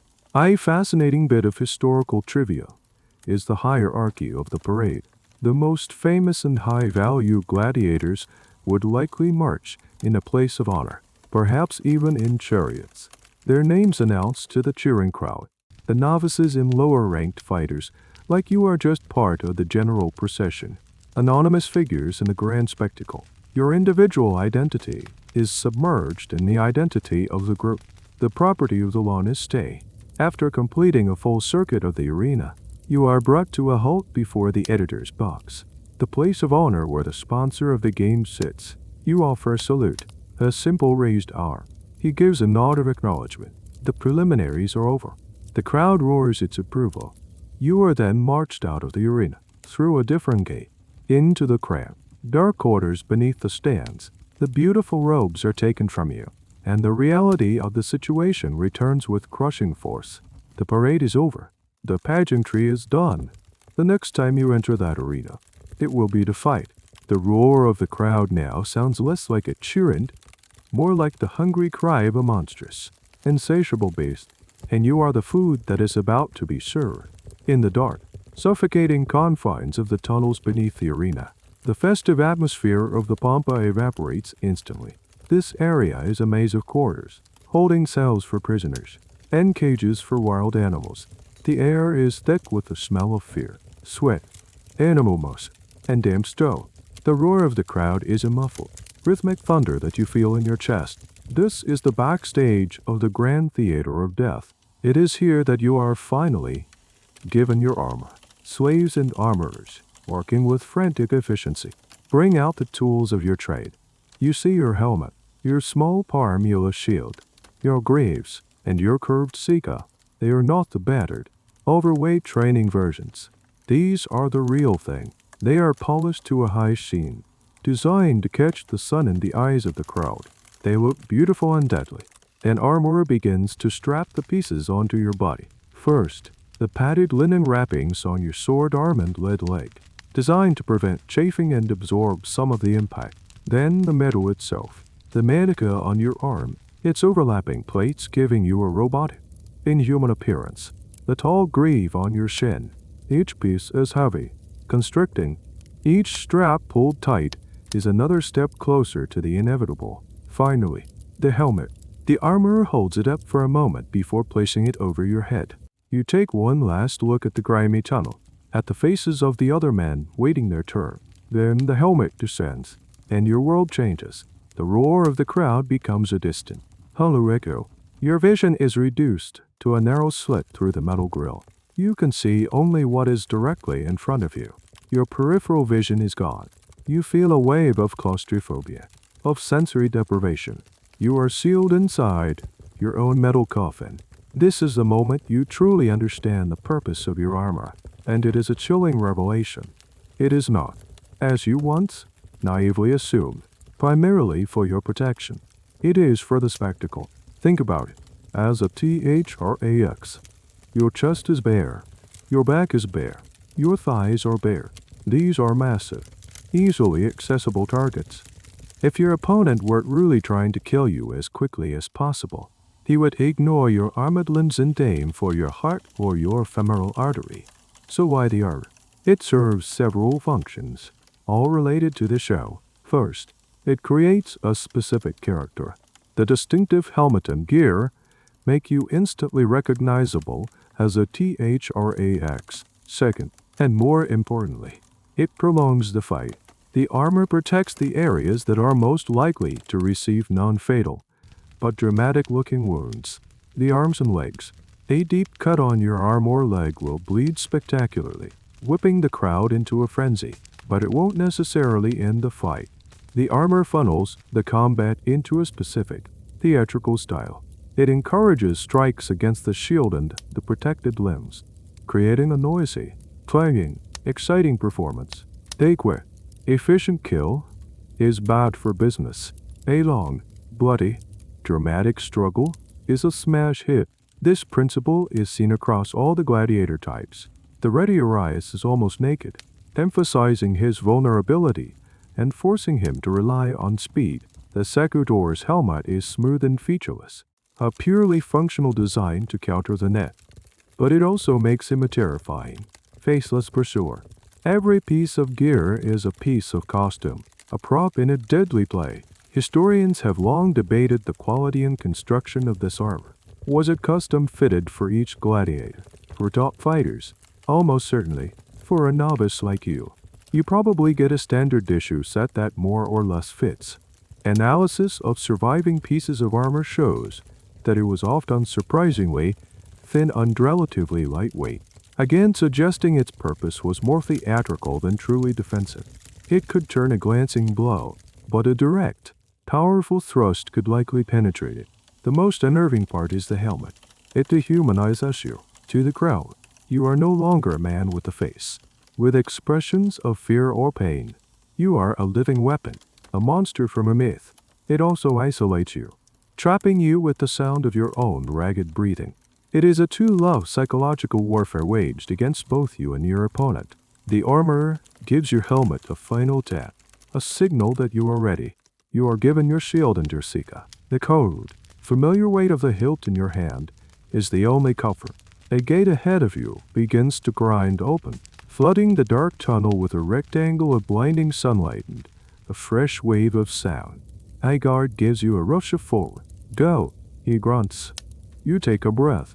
The air hottened metallic inside your helmet, and you step out of the darkness and into the roar of the arena. Stepping out from the dark tunnel into the full, blinding glare of the arena is a sensory explosion. The sound hits you first. It is not just noise anymore. It is a physical force, a wall of sound that vibrates through the ground, up your legs, and into the pit of your stomach. Tens of thousands of human voices, screaming, chanting, and roaring as one, creating a monstrous, unified cry for blood. It is the sound of a city as collective id, unleashed and hungry. The light is the next thing you notice. After the gloom of the tunnels, the Mediterranean sun is dazzlingly bright, reflecting off the pale sand in the polished armor of the officials. It takes a few seconds for your eyes to adjust, and even then, looking up at the crowd is impossible. The top tiers of the amphitheater seem to touch the sky. You are at the bottom of a colossal, breathing pit of humanity. You're not alone. Your opponent, the Milo, enters from a gate on the opposite side of the arena. He looks like a monster from a nightmare. His large, fish-crested helmet conceals his face, and his massive shield, the scutum, covers most of his body. He is a walking fortress. You are smaller, quicker, armed with your strange, curved blade. The matchup is exactly as it was designed to be. Power versus agility. The bull versus the matador. An official, the Summa Rudis, steps into the center of the arena. He is the head referee, often a retired gladiator himself. He carries a long staff to separate fighters if the action stalls or a rule is broken. He signals for you and your opponent to approach. You walk towards the center of the arena, your feet sinking slightly into the softs, and you can feel the heat of it through the thin soles of your sandals. You stand before the referee, your opponent just a few feet away. You can hear his breathing, amplified and distorted by his helmet, just as he can surely hear yours. The referee recites the rules of the engagement, his voice barely audible over the din.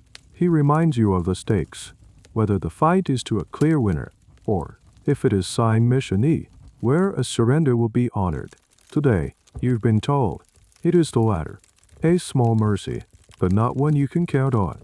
The crowd can, and often does, demand death anyway. This pre-fight moment is a small detail that is oft unlost in retellings. Gladiatorial combat wasn't just a lawless brawl. It had rules, referees, and a degree of professionalism.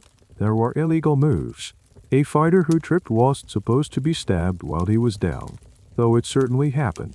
The role of the referee was to ensure a good fight, one that was both fair by the standards of the sport and entertaining for the crowd.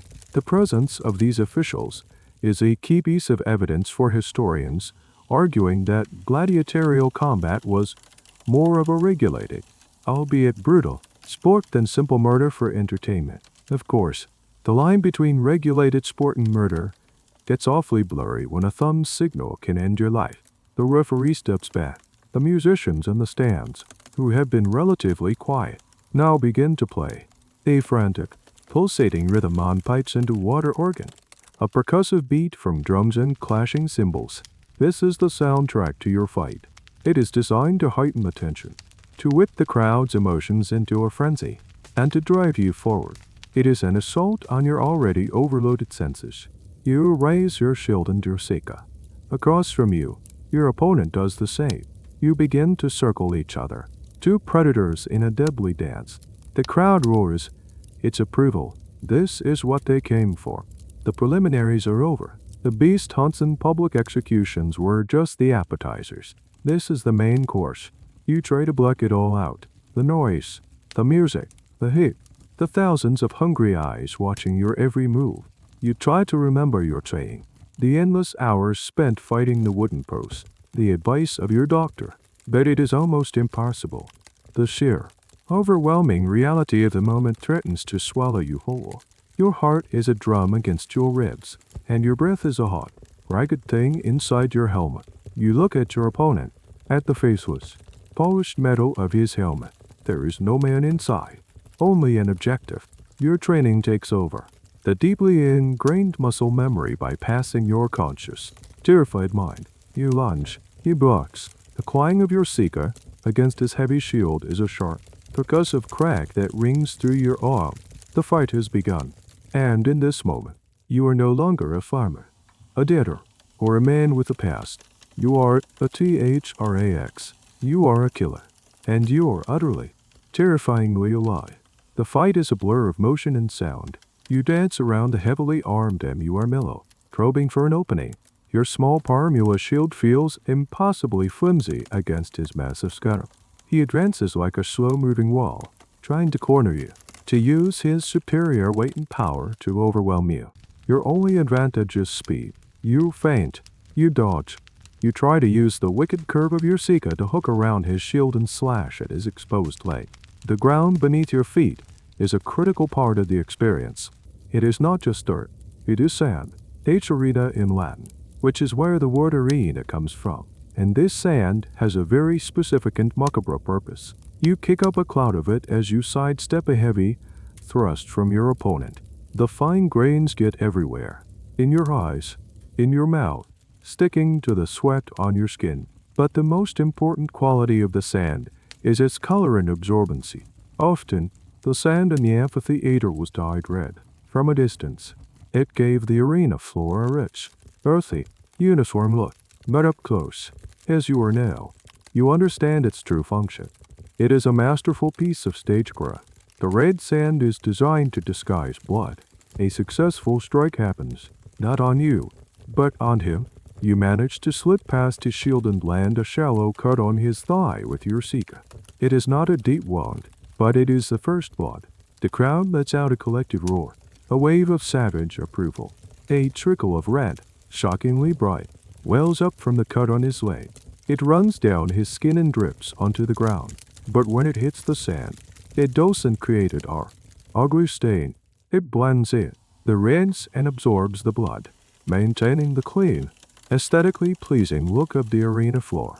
It is a small, brilliant, and utterly ghoulish detail. It keeps the stage looking tidy for the next act. This clever trick is something historians have confirmed through both textual sources and archaeological common sense. It prevented the arena from becoming a slippery, muddy mess after a few matches, and it sanitized the violence, making it more palatable for the spectators. They could see the action. They could see the wounds being given, but they were spared the grim, visceral reality of a blood-soaked floor.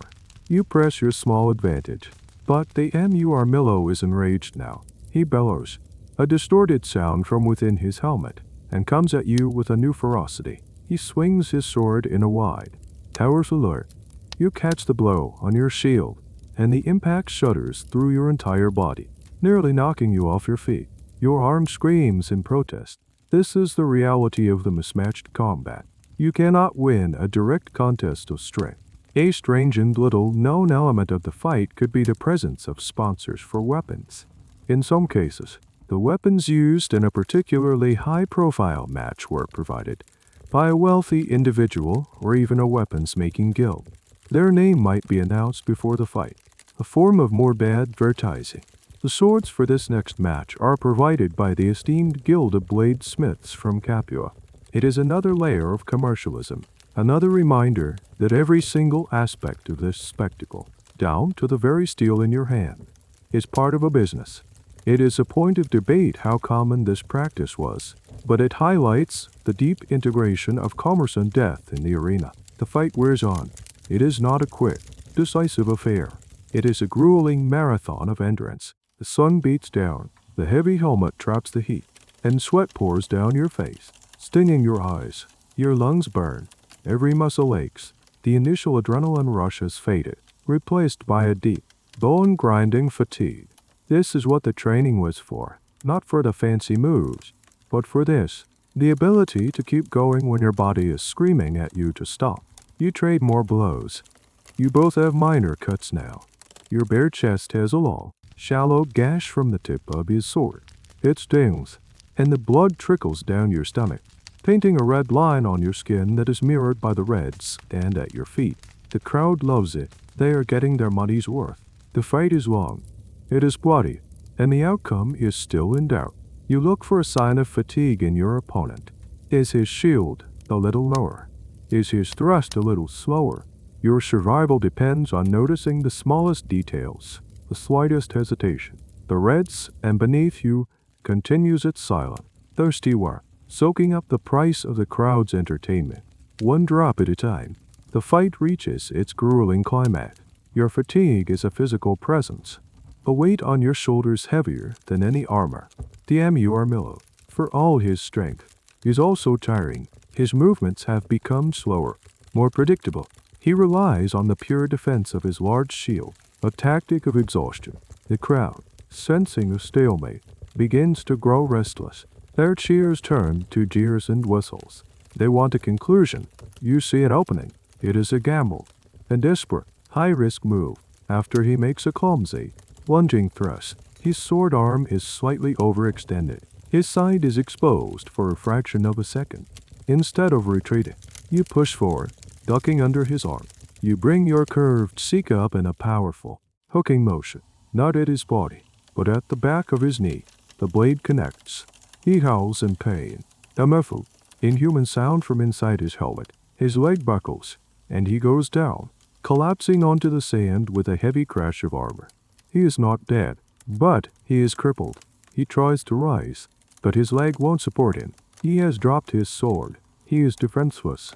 The arena falls into a sudden, shocking silence. The music stops. The fight is over. You stand over him, your chest heaving, your Sika poised to deliver the final blow. All eyes are on you. But the decision is not yours to make. Your opponent, lying on the ground, does the only thing he can. He raises his left hand and points his index finger upwards. This is the adagiotum, the universal sign of surrender. He is appealing for his life. He is admitting defeat and placing his fate in the hands of the crowd and the editor of the games. You look up from your vanquished foe and face the editor's box. This is the moment of truth. The power to decide life or death now shifts from the fighters to the spectators. The editor has the final say, but he is a politician, a public figure. He will almost always be swayed by the will of the people. His job is to give the crowd what they want. And now, the crowd gives its verdict. This is the moment of the legendary thumb gesture, the Paulus Verso. For centuries, popular culture has given us a very clear image. Thumbs up means life. Thumbs down means death. It is a simple, dramatic, binary. The only problem is, it is almost certainly wrong. The historical evidence is frustratingly ambiguous, and scholars have been arguing about it for ages. No ancient source clearly states thumbs up for life, thumbs down for death. The Latin phrase pollis verso simply means with a turned thumb, which could mean anything. Many historians now believe that the signal for death was actually a thumb pointed up, like a drawn sword, symbolizing the killing blow. Another theory suggests the thumb was jabbed towards the throat, a closed fist, perhaps with the thumb tucked inside pollis compresso, may have been the signal for mercy, symbolizing a sheathed sword. The thumbs down gesture as a sign of condemnation seems to be a much later invention, possibly from a 19th century painting that misinterpreted the texts. For you, standing in the center of the arena, the academic debate is irrelevant. You watch the sea of hands. You see fists. You see waving handkerchiefs, another sign of approval for a fighter. And you see the sharp, unmistakable gesture for death. The crowd is divided. Some roar for mercy. They feel the Mello fought bravely and deserves to live. Others, more bloodthirsty, scream for a kill. They want a definitive, bloody conclusion. You wait, your entire being focused on the editor's box. The portly magistrate is watching the crowd, gauging the mood. He lets the tension build, milking the moment for all its dramatic worth. He consults with an advisor. Then slowly, deliberately, he makes his decision. He raises his hand. You watch his thumb. He turns it. The crowd erupts. You have your answer. You turn back to the man on the ground. He has seen the signal. He knows his fate. He looks up at you, and in a final, bizarre act of professional dignity, he is expected to accept his death bravely. He might even grasp your leg, steadying himself to receive the final stroke without flinching. It is the last service he can perform for the crowd. To die well, your job is to deliver that service. You raise your sika. The signal was for life. The editor, perhaps feeling generous, or perhaps calculating that a living, defeated gladiator is a better long-term investment for the lawn estate than a dead one, has given the sign for mercy. A collective sigh of relief and groans of disappointment trickle through the crowd. You lower your sika. The tension that held your body rigid for the last few minutes drains away, leaving you feeling weak and shaky. Two attendants rush into the arena. They help your defeated opponent to his feet, supporting his weight as he limps from the sand. He gives you a single, fleeting glance. It is an unreadable look. Is it gratitude, resentment, humiliation? It doesn't matter. He is yesterday's news. The crowd's attention is now entirely on you. You are the victor. The music swells again, this time a triumphant, blaring fanfare. The referee, the Somarudis, raises your arm in the air. The roar of the crowd is different now. It is not the bloodthirsty cry of anticipation. It is the adoring roar of acclamation. They chant your fighting name. Ferrex, Ferrex, Ferrex, hearing your name.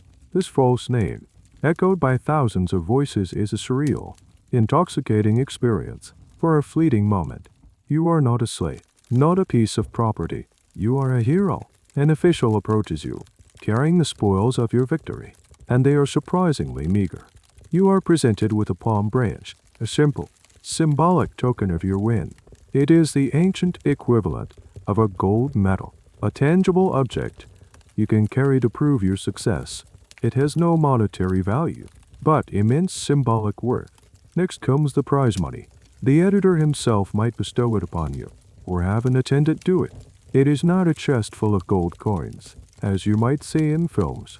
It is a purse containing a sum of money that, while significant to you, is pocket change for the man who gave it.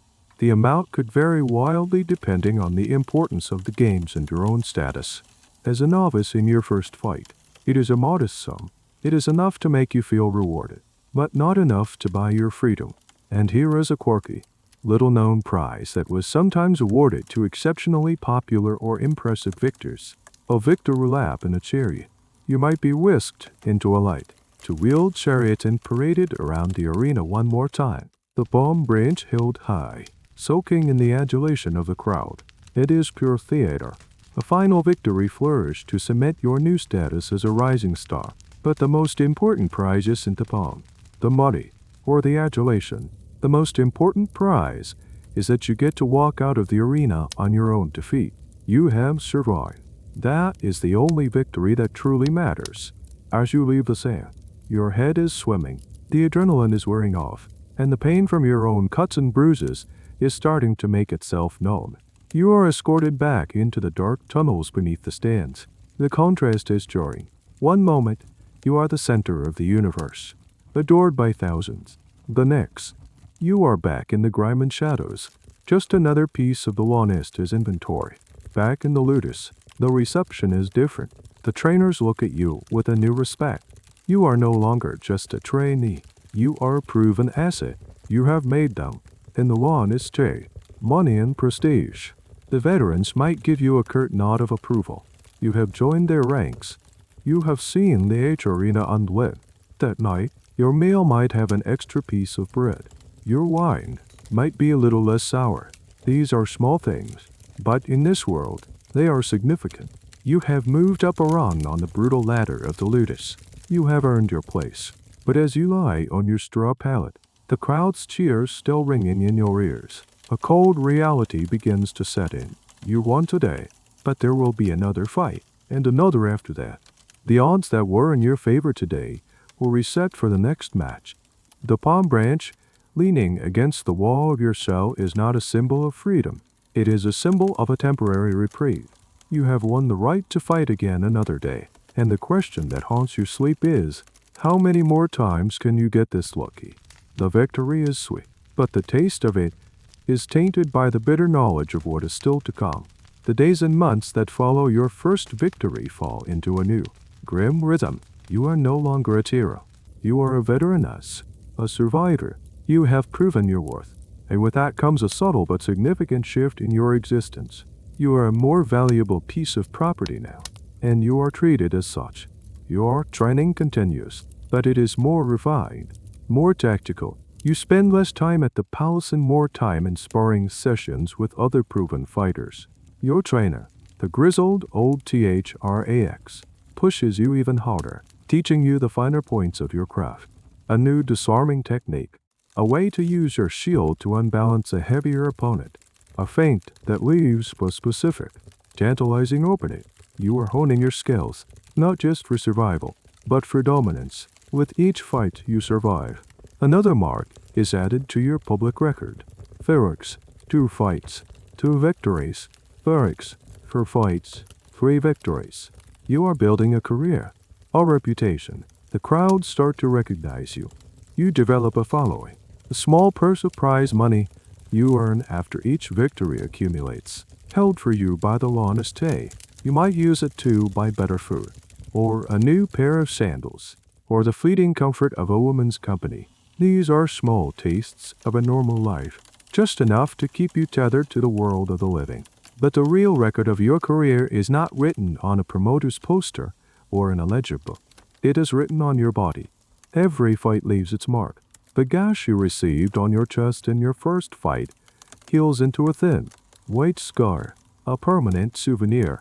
A broken finger from a poorly blocked blow heals crookedly. A deep cut on your lip, just above the protection of your grief, leaves a puckered, ugly reminder of a closed skull. Your body is becoming a living document of your violent profession, a roadmap of your survival. And here, modern science gives us a chillingly intimate look into your life. The archaeological study of gladiator cemeteries, like the one in Ephesus, provides a direct, physical testament to the brutality of your existence. Paleopathologists examining the skeletons of these men can read the stories of their lives in their very bones. They find an astonishing number of healed or healing fractures. Arms, ribs, and legs show clear evidence of repeated, blunt force trauma. These were the injuries sustained in training and in the arena, repaired by the ludus medicus, allowing the gladiator to fight again. Even more fascinating is what they can tell about the weapons used. Microscopic analysis of the bones reveals the types of wounds that were inflicted. They have found skulls with small, square puncture wounds, perfectly matching the shape of a trident as sprawl. They have found bones with the distinctive slicing marks of a sharp blade like a sika. This forensic evidence confirms the fighting styles and the kind of damage they were designed to inflict.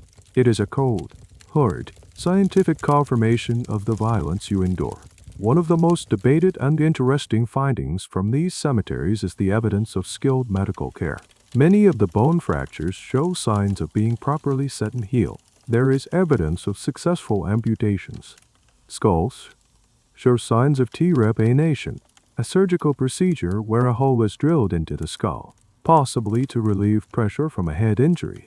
This reinforces the idea that the Laniste would invest heavily in keeping his top fighters alive. You are a valuable commodity, and the mechanic is very good at his job. He can piece you back together, time and time again. But the bones also tell the story of your final fight.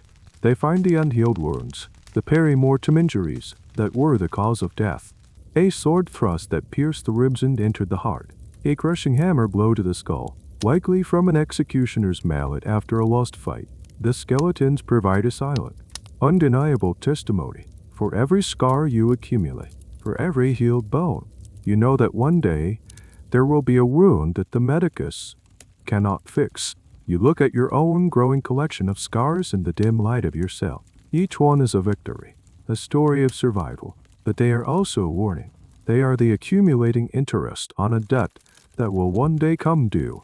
You can trace your entire career on your own skin, and you know, with a grim certainty, that this living resume will have a final, bloody entry. The only question is when. You are a star. You are no longer the terrified novice, the Tiro.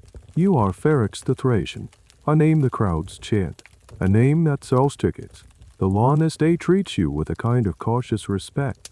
Your cell is private. Your food is better, sometimes even including meat, without a special occasion. The other gladiators give you a wide berth, a mixture of fear and professional admiration. You have won. You have achieved the pinnacle of what a man in your position can achieve, and you have never felt so empty. The magic is gone. The terrifying, electrifying thrill of that first fight has been replaced by a grim, professional competence. The roar of the crowd is no longer a wave of adoration or hate. It is just noise, the sound of the office where you happen to work. The fear is still there, a cold stone in your gut. But it is a familiar companion now, a tool you use to keep your senses sharp. When you step onto the sand now, your perspective has fundamentally changed. You look at your opponent, perhaps a young, eager say cut or with fire in his eyes, and you don't see an enemy. You see a colleague. You are both professionals in a very dangerous trade. Your goal is no longer just to survive. It is to put on a good show, to win decisively, but not necessarily brutally, and to live to collect your pay. The fight becomes a brutal negotiation, a shared language of violence where you and your opponent are co-creating a product for the audience. You might intentionally let him land a glancing blow to make him look good, knowing you could end the fight whenever you choose. And this is where the great debate for future historians will lie. They will argue for centuries. Was it sport or was it slaughter? Was it a genuine fight to the death every time? Or was it more like modern professional wrestling? A choreographed performance with a predetermined outcome. From your perspective, standing on the blood-soaked sand, the answer is, it is complicated. Some fights are real. Grudge matches, fights where a new, ambitious kid is genuinely trying to kill you to make a name for himself. But many others are more nuanced. You and a fellow veteran might be paired up, and there is an unspoken understanding. Let's give them a good, long, dramatic fight, but let's both walk out of here. We have another show next month. The emptiness comes after the victory. You stand over your defeated opponent. The crowd roars. You receive your palm branch, your purse of silver, but there is no elation. There is only the quiet, weary relief of a man who has finished another hard day's work. The glory they shower upon you feels hollow because it is not for you. It is for Ferrex, the character you play, the person you used to be, the man with a family under fall, is so long dead and buried that you can barely remember his face. You have traded your soul for a collection of scars and a name that isn't yours. You've seen what happens to the losers, the men who aren't granted mercy. The final, killing blow is almost an anticlimax. The real horror is the routine that follows. An attendant, sometimes dressed as Garen, the ferryman of the underworld, will enter the arena. He might carry a hammer or a hot iron poker. He will approach the fallen body and prod it. A final, grim test to ensure the man is truly deadened, not just faking an injury to escape. This is a little known, ghoulish piece of quality control. Once death is confirmed, other attendants, the libidin REI, ring in a large, hooked instrument. They sink the hook into the dead man's flesh and drag the body unceremoniously from the arena, leaving a long, dark trail in the sand. It is the final indignity. You are dragged off stage like a broken prop. You've seen it happen dozens of times. It no longer affects you. It is just part of the cleanup. You are a champion commodity, a celebrated prisoner. The Rudies, the wooden sword of freedom, is now further away than ever. Why would the Laniste ever free his most valuable asset? You are trapped by your own success. The glory is not a path to freedom. It is the walls of a more comfortable, more visible cage.